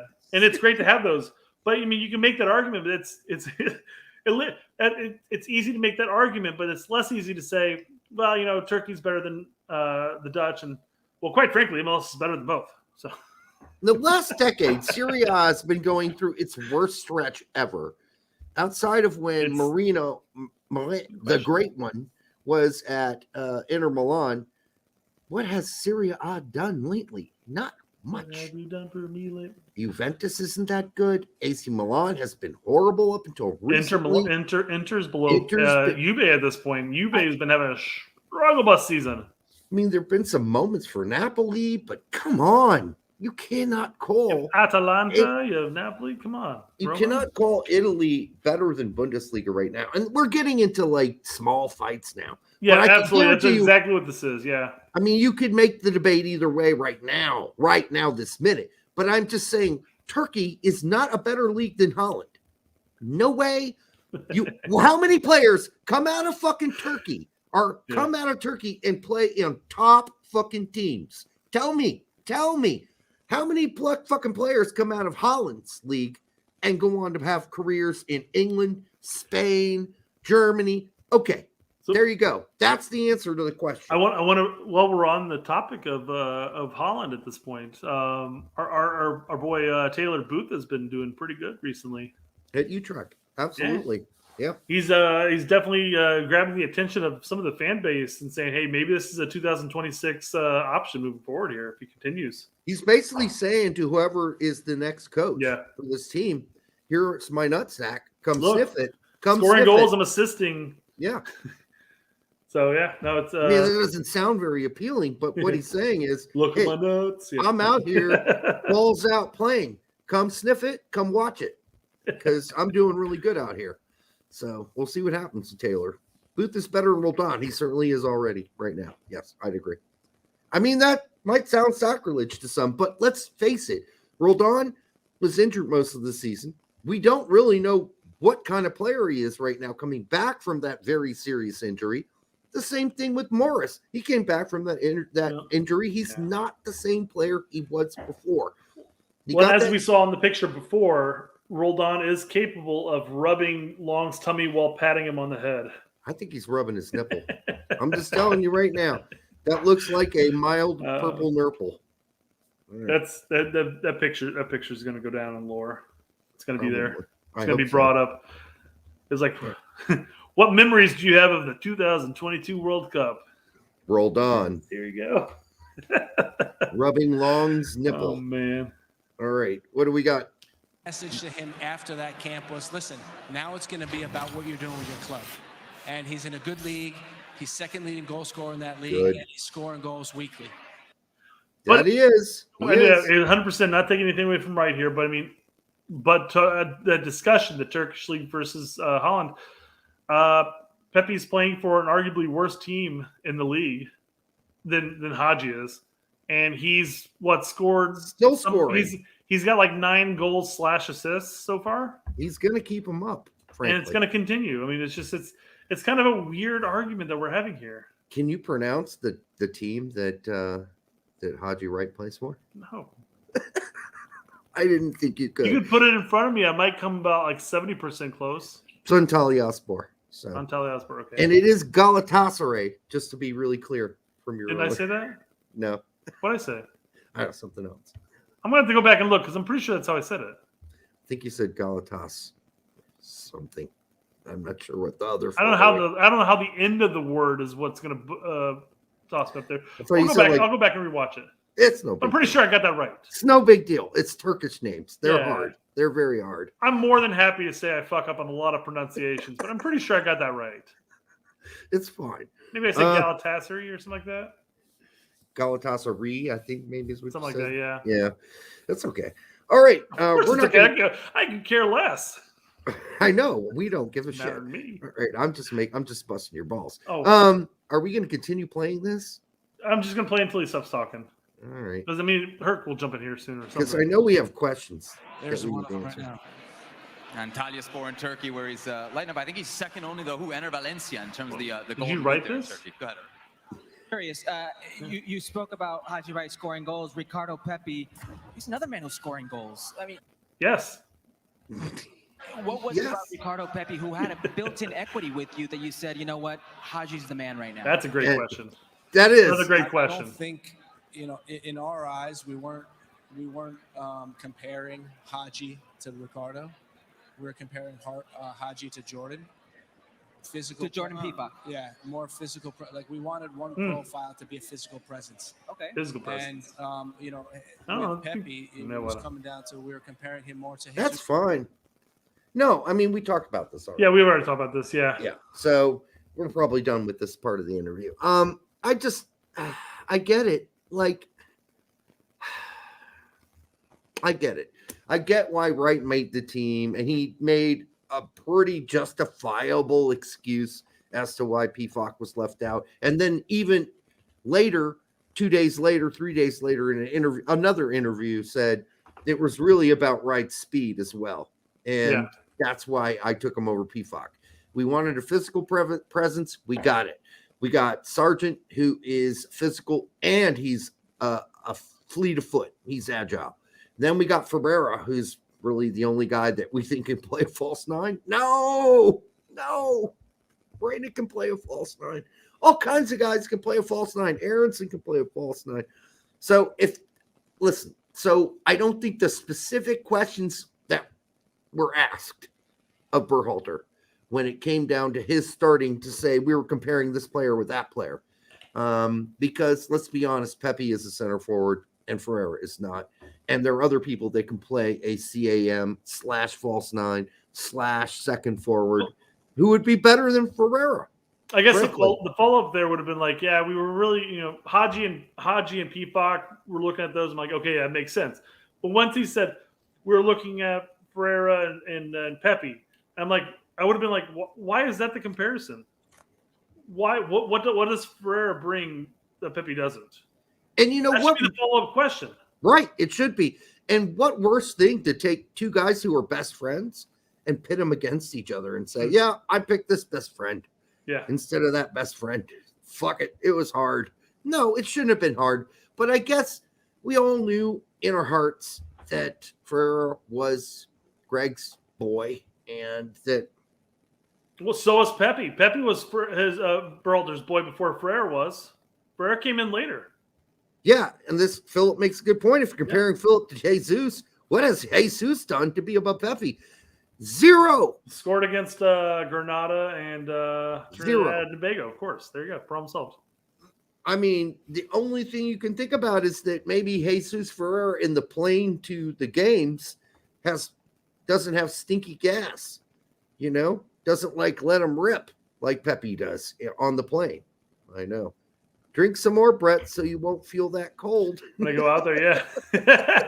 I'm looking forward to that. It is still currently 32, so it hasn't gotten any warmer. I'm not Or going colder. outside. I already packed up all the records that were bought, so I want to thank those of you out there who bought a record. They're going to be mailed tomorrow, so you'll get it soon. All right, now we're going to take some questions or whatever. Lightning round. All right, ranch with pizza is amazing. It's all right. Add hot sauce and I'm in heaven. That's fine. Sure, that'd be a Feels great combination, actually. Hey, man, I like hot sauce. Feels like we always have one player that surprises in a good way in a World Cup. Mascherano, Conrad, Bornstein, Zusi, etc. Who would be your pick for the realistic positive surprise? It's got to be Ream. Yeah, I think you're right. As far as positivity is concerned, yeah. As far as surprise goes, Yeah. although I think those of us in the know wouldn't be that surprised if Ream played really well in the World Cup. Well, yeah. No. It was a positive surprise in the sense that Gregg actually called him up.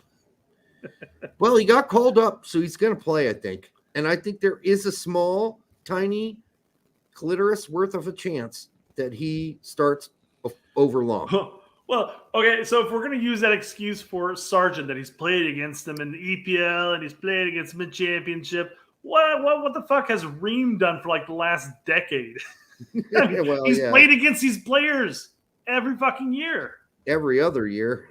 Well, no, he's played in the championship. And then well, he's played okay, in if you're going to count the championship too, well, all right. Berhalter said the championship when he talked about Sargent. I thought he was referring mostly to Sargent's time in the Premiership. Yeah, the time he was not called into the because Gregg basically called the Wales team today a Premier League team. Did he not? Said they were underrated and that they're more or less a Premier League team. A very lowly rated Premier League team, but yes, Premier League team nonetheless. Like Bournemouth level, somewhere around there. Norwich. Norwich last year level. All right, stream is still 2 hours from even starting, and Derek wants it to be over. Dude, I'm not doing 2 hours. That's not happening. I have a job. We might do 2 hours here. No, I have a job. I need to rub one out before I go to sleep. There's too much things that need to be done before I have to go to bed. Derek, at least multitask. You can do it while we're finishing up the show. All right. Well, I'm going to break out my preferred. I'm going to use some Vaseline. Oh, more so than the KY? I'm just kidding. I was about to say, I can't believe you even had the Vaseline there. You use it for your lips, right? No, I use it when I need more friction. All right. Yeah. What the hell is this shit? Looks sketchy and prison campy as hell. Now, this is the workers' camp, isn't it? What is that? It's the workers' camp, or maybe is it the Australian COVID camps? That's what it kind of looks like. It fucking looks like Auschwitz, honestly. I mean, with the numbers on the buildings like that, and it all looking like that looks horrible. Whatever that is. They got a food court and they got umbrellas, Derek. That's pretty I'm sweet. sorry. It's the sweet. Luxury. It's a luxury concentration camp. Whatever it is, it doesn't look good. It does not District look good. 10. It's nicer than its predecessor. All right. It looks horrible. No, it's the fan village.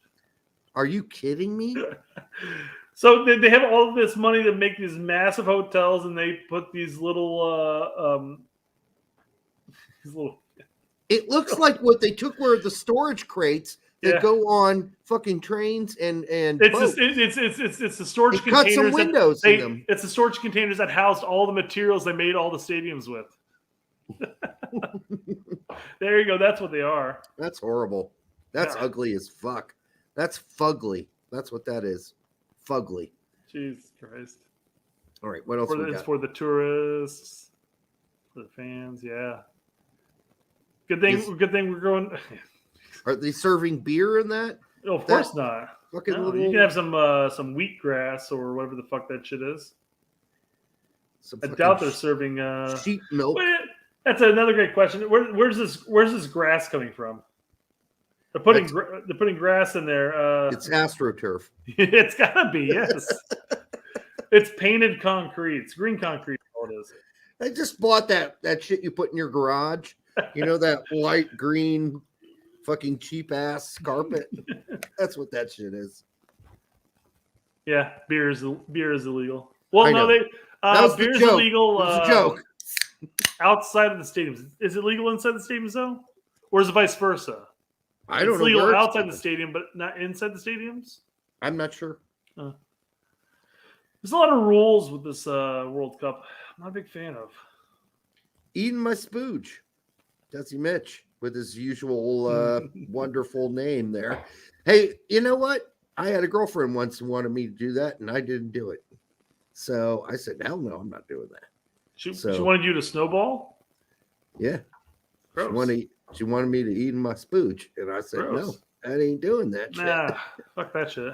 No snowballing on this side of the tracks. I mean, I said, what I told her was, listen, I know this sounds really selfish because you be eating my spooge all the time, and I got no complaints.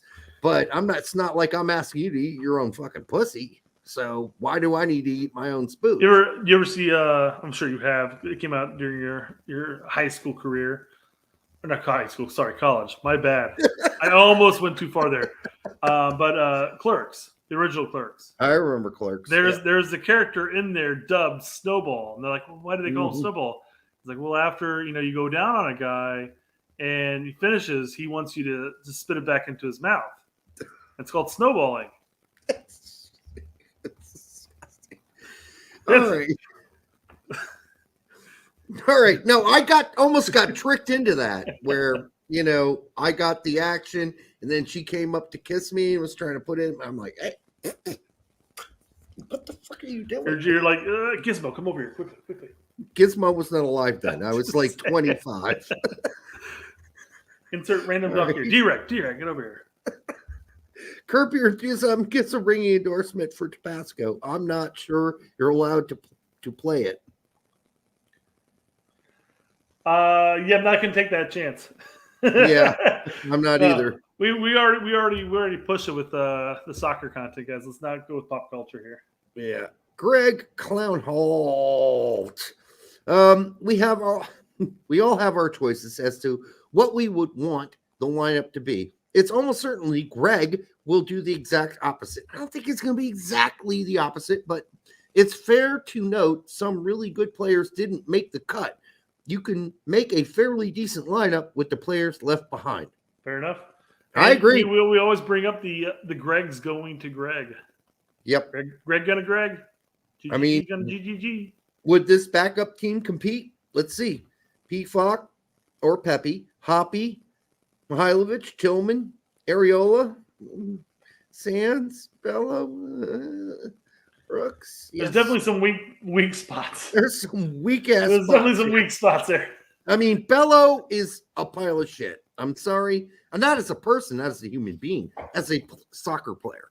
He's not going to be very good, and he's not very good, and he's not getting any better.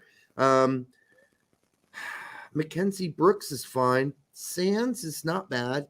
Mihailovic, I highly rate for the future. Tillman, I would same almost way. say Cardoso over Sands at this point.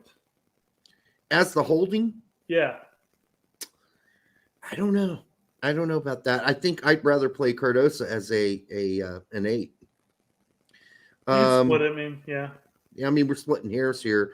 Areola is fine. Hoppy, fine. I think they put up a good fight, but I think Bello would be their undoing. Our MLS, apparently our MLS roster lost to the U20 roster that in the pre-World Cup camp.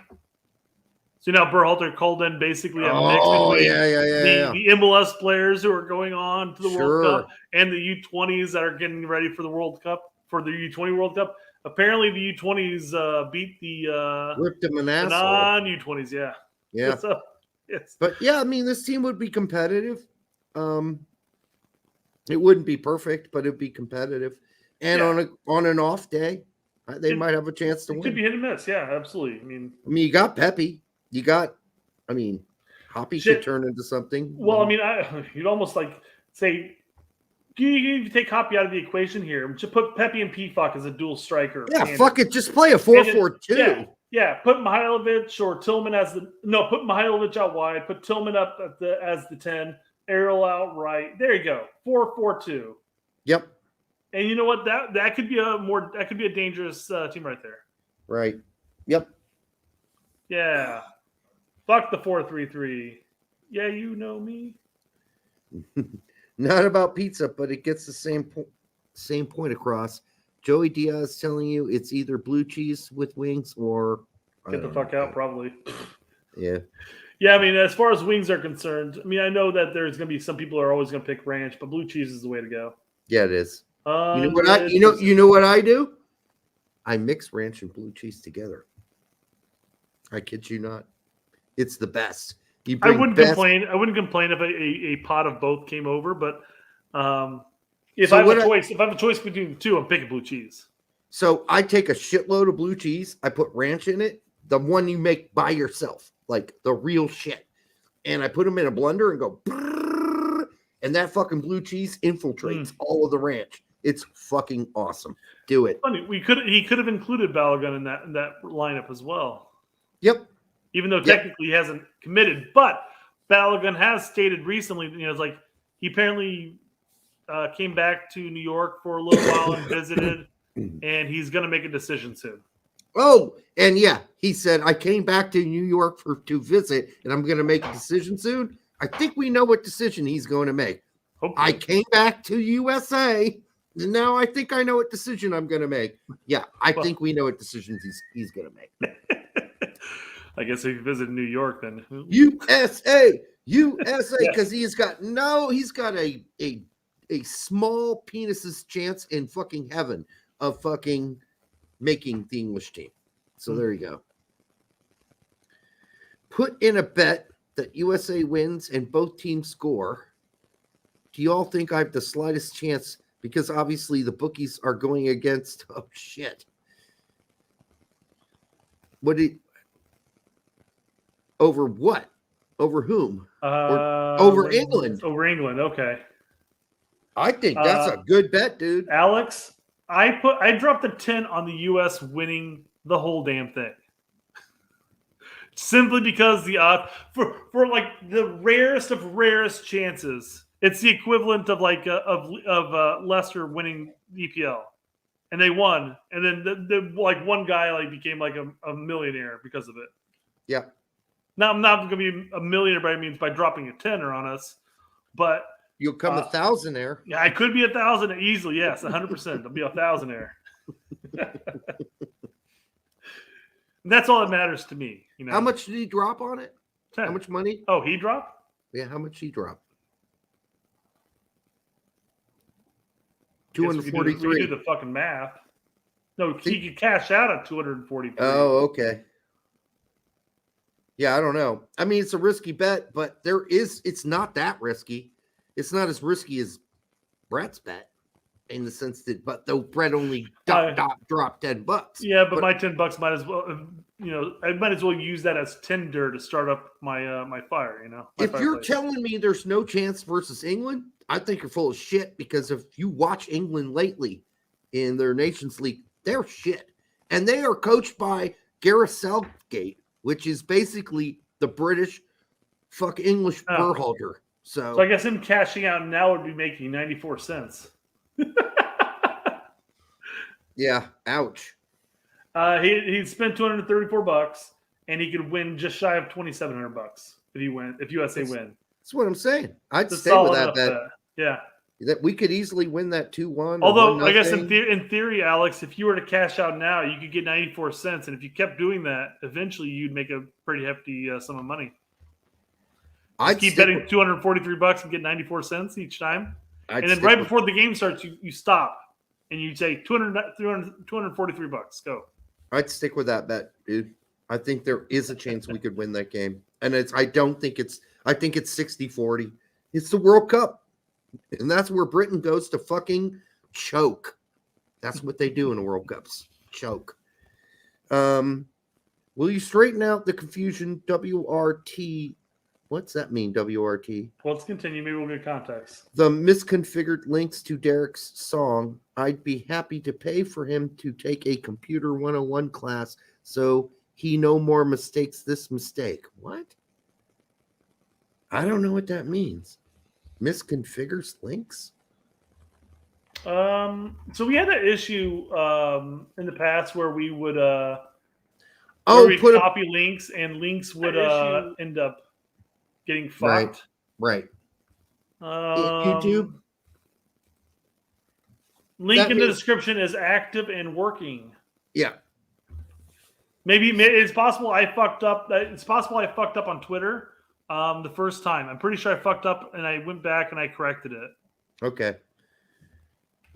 Hey, man. I did a copy and paste from YouTube, and that link goes to a ... and for whatever reason that fucks it all up.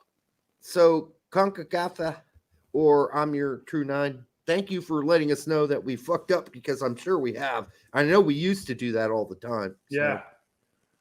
1 week away. I can't believe it's here. I've always wanted to watch a World Cup while freezing my balls off. Thank you, FIFA. I can almost see Chris Gary stroking it there. Gregg never stay says warm somehow. You do. Gregg never says anything that means something. He talks like he's writing an essay that has a minimum word count.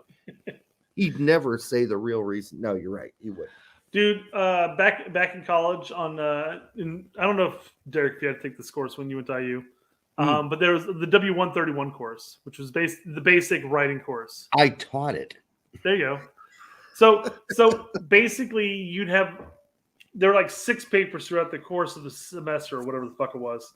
Yep. And I went in there not realizing how dumb people are as far as being able to speak and write. Right. And it sounded, when I went and proofread a lot of their articles, it sounded like they just wrote text to speech. Yeah. And you had a robot finishing it off. Like, are you serious? Is English your primary language, really, bro? No, but I would go through and I'd get a topic to write about. I'd go and get like 3 quotes from a source, whatever the bare minimum quotes you needed to get, or sources. Had to go to the library to do that. I had to go to the library, yes. Exactly, yeah. Yeah. And I would go back. I'd go and get like 3 quotes, or whatever, again, however many quotes you need to, and then I'd bullshit the rest of it. And guess what? Top marks. I knew how to write, despite my last tweet of applaud and not appalled. Shit happens, okay? Yeah. But no, I taught that 131 class for a summer because they were short. Assistant, whatever, professor, or whatever. You saw how stupid people were too when it comes to writing. I saw that a lot of Asian kids were a lot better at writing in English than the American kids. No, 100%. It was fairly scary. I had an English teacher for 2 years. When I say Asian kids, I mean Asian kids from Asia. Yeah. Chinese, Japanese. Where English Korean. might be like their 3rd or 4th language at that point. Correct. Yes. They were better at writing in my W131 course. I had an absolute hard ass teacher in high school that just like drilled it home. And all of a sudden I went to college and I'm like writing these articles, these essays, these sheets of paper. And when we peer edited everybody, I was like, oh my God, these people are fucking stupid. Yep. I'm like writing like that's a run-on sentence. This isn't even a sentence. What the fuck is this? It's like punctuation. Writing in that way is very mathematical. You make a declarative statement, you support it with several other following sentences, and then you make a statement at the end clarifying or finalizing the things that you said in your declarative, and then your supporting statements, and then the final statement. So, like in a lot of ways, if you wanted to speed read a lot of reports, you would read the declarative statement and the final statement, and you'd be like, that sounds weird. They don't seem to make sense together. Yeah. And then you have to go look at the support, and there's no supporting information either. You're like, these people are fucking stupid. They don't know how to write. You don't make a declarative statement and then don't support it and then make a fucking, a final statement that makes no sense whatsoever, or an introductory statement and then a declarative final statement. Anyhow, Sam Cuts and expat. Is that like a fart? Mostly we are just waiting for the start and no one understands 6 RPs and omitting Pepi. Yeah. Okay. It's fair. That's fair. That's a great point. Yeah. Way is now right back. No, he's not. Well, I you personally, can make the argument that Way has as much of a right back as Dest is. he's a right wing back at best. At best. At Yeah. best. I personally don't understand no natural left backs. Well, we do have one. Jedi. Sorry, Dest and Skelly don't cut it on the left. I think Skelly could cut it. He must be talking about backups. Not okay. He's talking about backups, not the actual starter. Jones, Tolkien, and even Bello, maybe Paredes. I'll take Jermaine Jones all day. I know he means Dewan. Bring Jermaine out of retirement to play left back. He'd be a bad fucking ass left back. He'd be brutal. Let's do this. Brutal. He'd be brutal at this point because he's slower. So he'd be just chopping dudes down. All right. More from USA Expat. That's a different person. Right. A couple of keys. Ignore the usual garbage coming out of GG's mouth. We already said that, but you're right. These are two non-World Cup players. Let's support the team now. Review key number 1. Maybe maybe that's there. There are two non-World Cup players.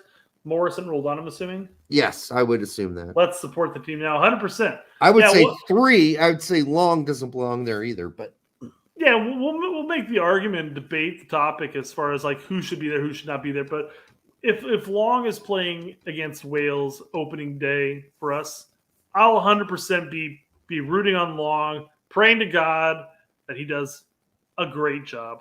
Yep. 100%. Yep. And it won't be until after the 90 minutes are up that we'll start ripping into him. Yep, exactly. So let's hope we don't have to rip into him. Exactly. Yeah, I hope that doesn't happen. Maybe all those titty rubs from Roldan help. All right, are we done? No? That's just a clap for my fuck up. Another Eden. Now, I'm not going to do a whole fake Disney lineup for Wells right now. Eden, my spooge. No fake names today. I spent all my creative juices on the fake news headline. Trippin' G gets high. Screws Pepi. Okay. Use KY, Pepi yells as he dreams of Mexico and kicking Gregg's dog. That's good. I don't dreaming of Mexico and him kicking a dog, and he's dreaming of Ferreira and Morris apparently. Yeah, and Roldan. You could have fit another one. Everybody's really getting that down, man. Look at that. The penis head is really well done. This is even art. This is even curved a little bit here. That's nice. It's well done. Yeah. That's rude. Show Gregg and the players respect. Yeah, he's talking about Gregg there on that one. Oh, he's saying that's just another. That's another one of me getting fucked around with. All right. Yeah. So Craig Walter says Long and Zimmerman will be fine. Thanks. And I go, that's a strange thing to think before, but you're welcome. I think that's everything. There's Fred Baker. We got same things with Fred. The Nines are a disgrace. Josh and Haji don't deserve over Wood and Josie. Oh, come on, no, we're not doing this. He doesn't play for Celta. Why not Corona, Derek? Why not Corona? So fucking idiotic. This is just, it's so trash at this point. This has got to be either somebody who doesn't have a brain or somebody who is trying purposefully to be a troll. Fred's one of our loyal listeners, Derek, and I won't let you, trash him like that. If he's a loyal listener, why is he so dumb? That's all I got to ask. Because most of our people are not this dumb. I'm just saying. None of them are that I can remember. Not having DeJuan Jones there is terrible. No for Farrell. Okay, enough. Not having Cannon there is stupid. No, Cannon sucks. Here we go. We got a Turner, Moore, Zimmerman, Long, Dest, Adams, Acosta, Pulisic, McKinney, Reyna, Ferreira. That's not too terribly far off of what the lineup probably will be. Shit, but that's all right. Man, Dest at left back. Ouch. We don't play at CAM, by the way, motherfucker. So just throw that out the window. All right. All right, Fred. Fred Flintstone should be his name. All right, are we done? Oh, and last thing I wanted to bring up, and this will be it. And you're only doing this so we make it to 2 hours. That's my goal. You're doing it on purpose. Wow, it really is 2 hours. Shit. Well, it doesn't matter, Derek. Even if you cut it off, it'll still be 2 hours. Not gonna pronounce that name. How does U.S. men's national team? Oh, Pagenter. How does U.S. men's national team hype video show Ricardo Pepi multiple times, even though Gregg, though GGG left him off? Did you see those advertisements? I do, and it's because it was filmed about a month ago. Yeah, if Pepi wasn't included, though, I mean, I imagine that they would be like, let's quickly throw in the areola. Oh, shit. Yeah, I mean, I would think that those are two guarantees. Why the fuck did we just record them? Videos are so easy to make now. I think you make that video, the same day you get the email from Gregg saying, "Here's my team 3 days from now that I'm going to announce. Make a hype video." It doesn't matter at that point. You go with the guarantees, even. Oh, for sure. Turner's not going anywhere. Zimmerman's not, barring injuries. Zimmerman's not going anywhere. Pulisic, Reyna. Throw any of those in there, guaranteed. I get it. To be fair, Pepi should have been a guarantee too. Most people thought Pepi was guaranteed, and here's the thing: the marketing team at U.S. Soccer does not have an insight into what Gregg's actually going to do. That's scary to think about. Well, no, it isn't, because guess what happens when you leak it to the marketing team? Guess what they do? They leak it to the world. Yeah. Well, that happened regardless. I mean, we knew pretty much who was going to be included in the actual roster on Monday. Right. So clearly enough people were leaking it that was the thing. And maybe they didn't have a problem with it. Maybe they wanted the hype to come out then and then only be focused on a couple players. I don't know. Right. All right. That's going to do it for tonight, folks. It's been a pleasure in a KY sense. Nice. It's been a wonderful, very gliding night. We'll be back more. We might have some guests on. We're thinking about that. So we're talking about it. So we might have some guys on here. Maybe Pete. Might have Pete on. I mean, we haven't really decided because that's what we need to bring in. Great Wall. Fred Baker. I haven't actually reached out to Grant, so I don't know if he would do it or not. But he was on our show back in the day. Otherwise, we thank you guys for being here. We appreciate all your support. We do appreciate you sticking around and on a Monday night when we know Herc and Seb are on at the same time. So that's kind of a pain in the ass for us. So I got to call Herc and say, hey, bro, we had this time way before you. Fuck off. I know. Quit treading on our shit. Yeah. Until bitch. Yeah. Until the next time on the Straight Red Card. I don't know if are we playing my song? I don't think we have to play it every time. So let's just skip it this time. I'm pulled up. So next time, guys, Thursday is going to be the Derek Ritchie show. So yeah. All right. Until then, folks, we'll see you soon.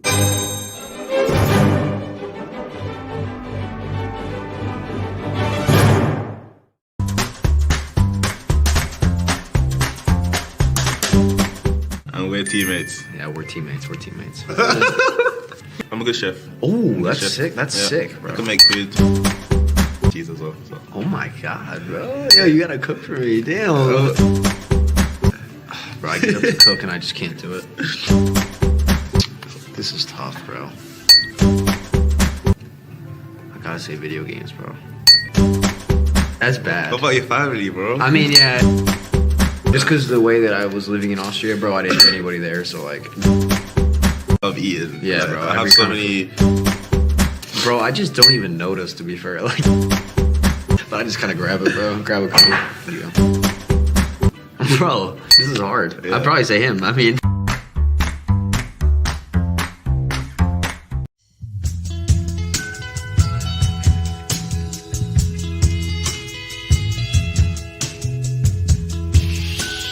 You're gonna do her. Yeah. Oh no!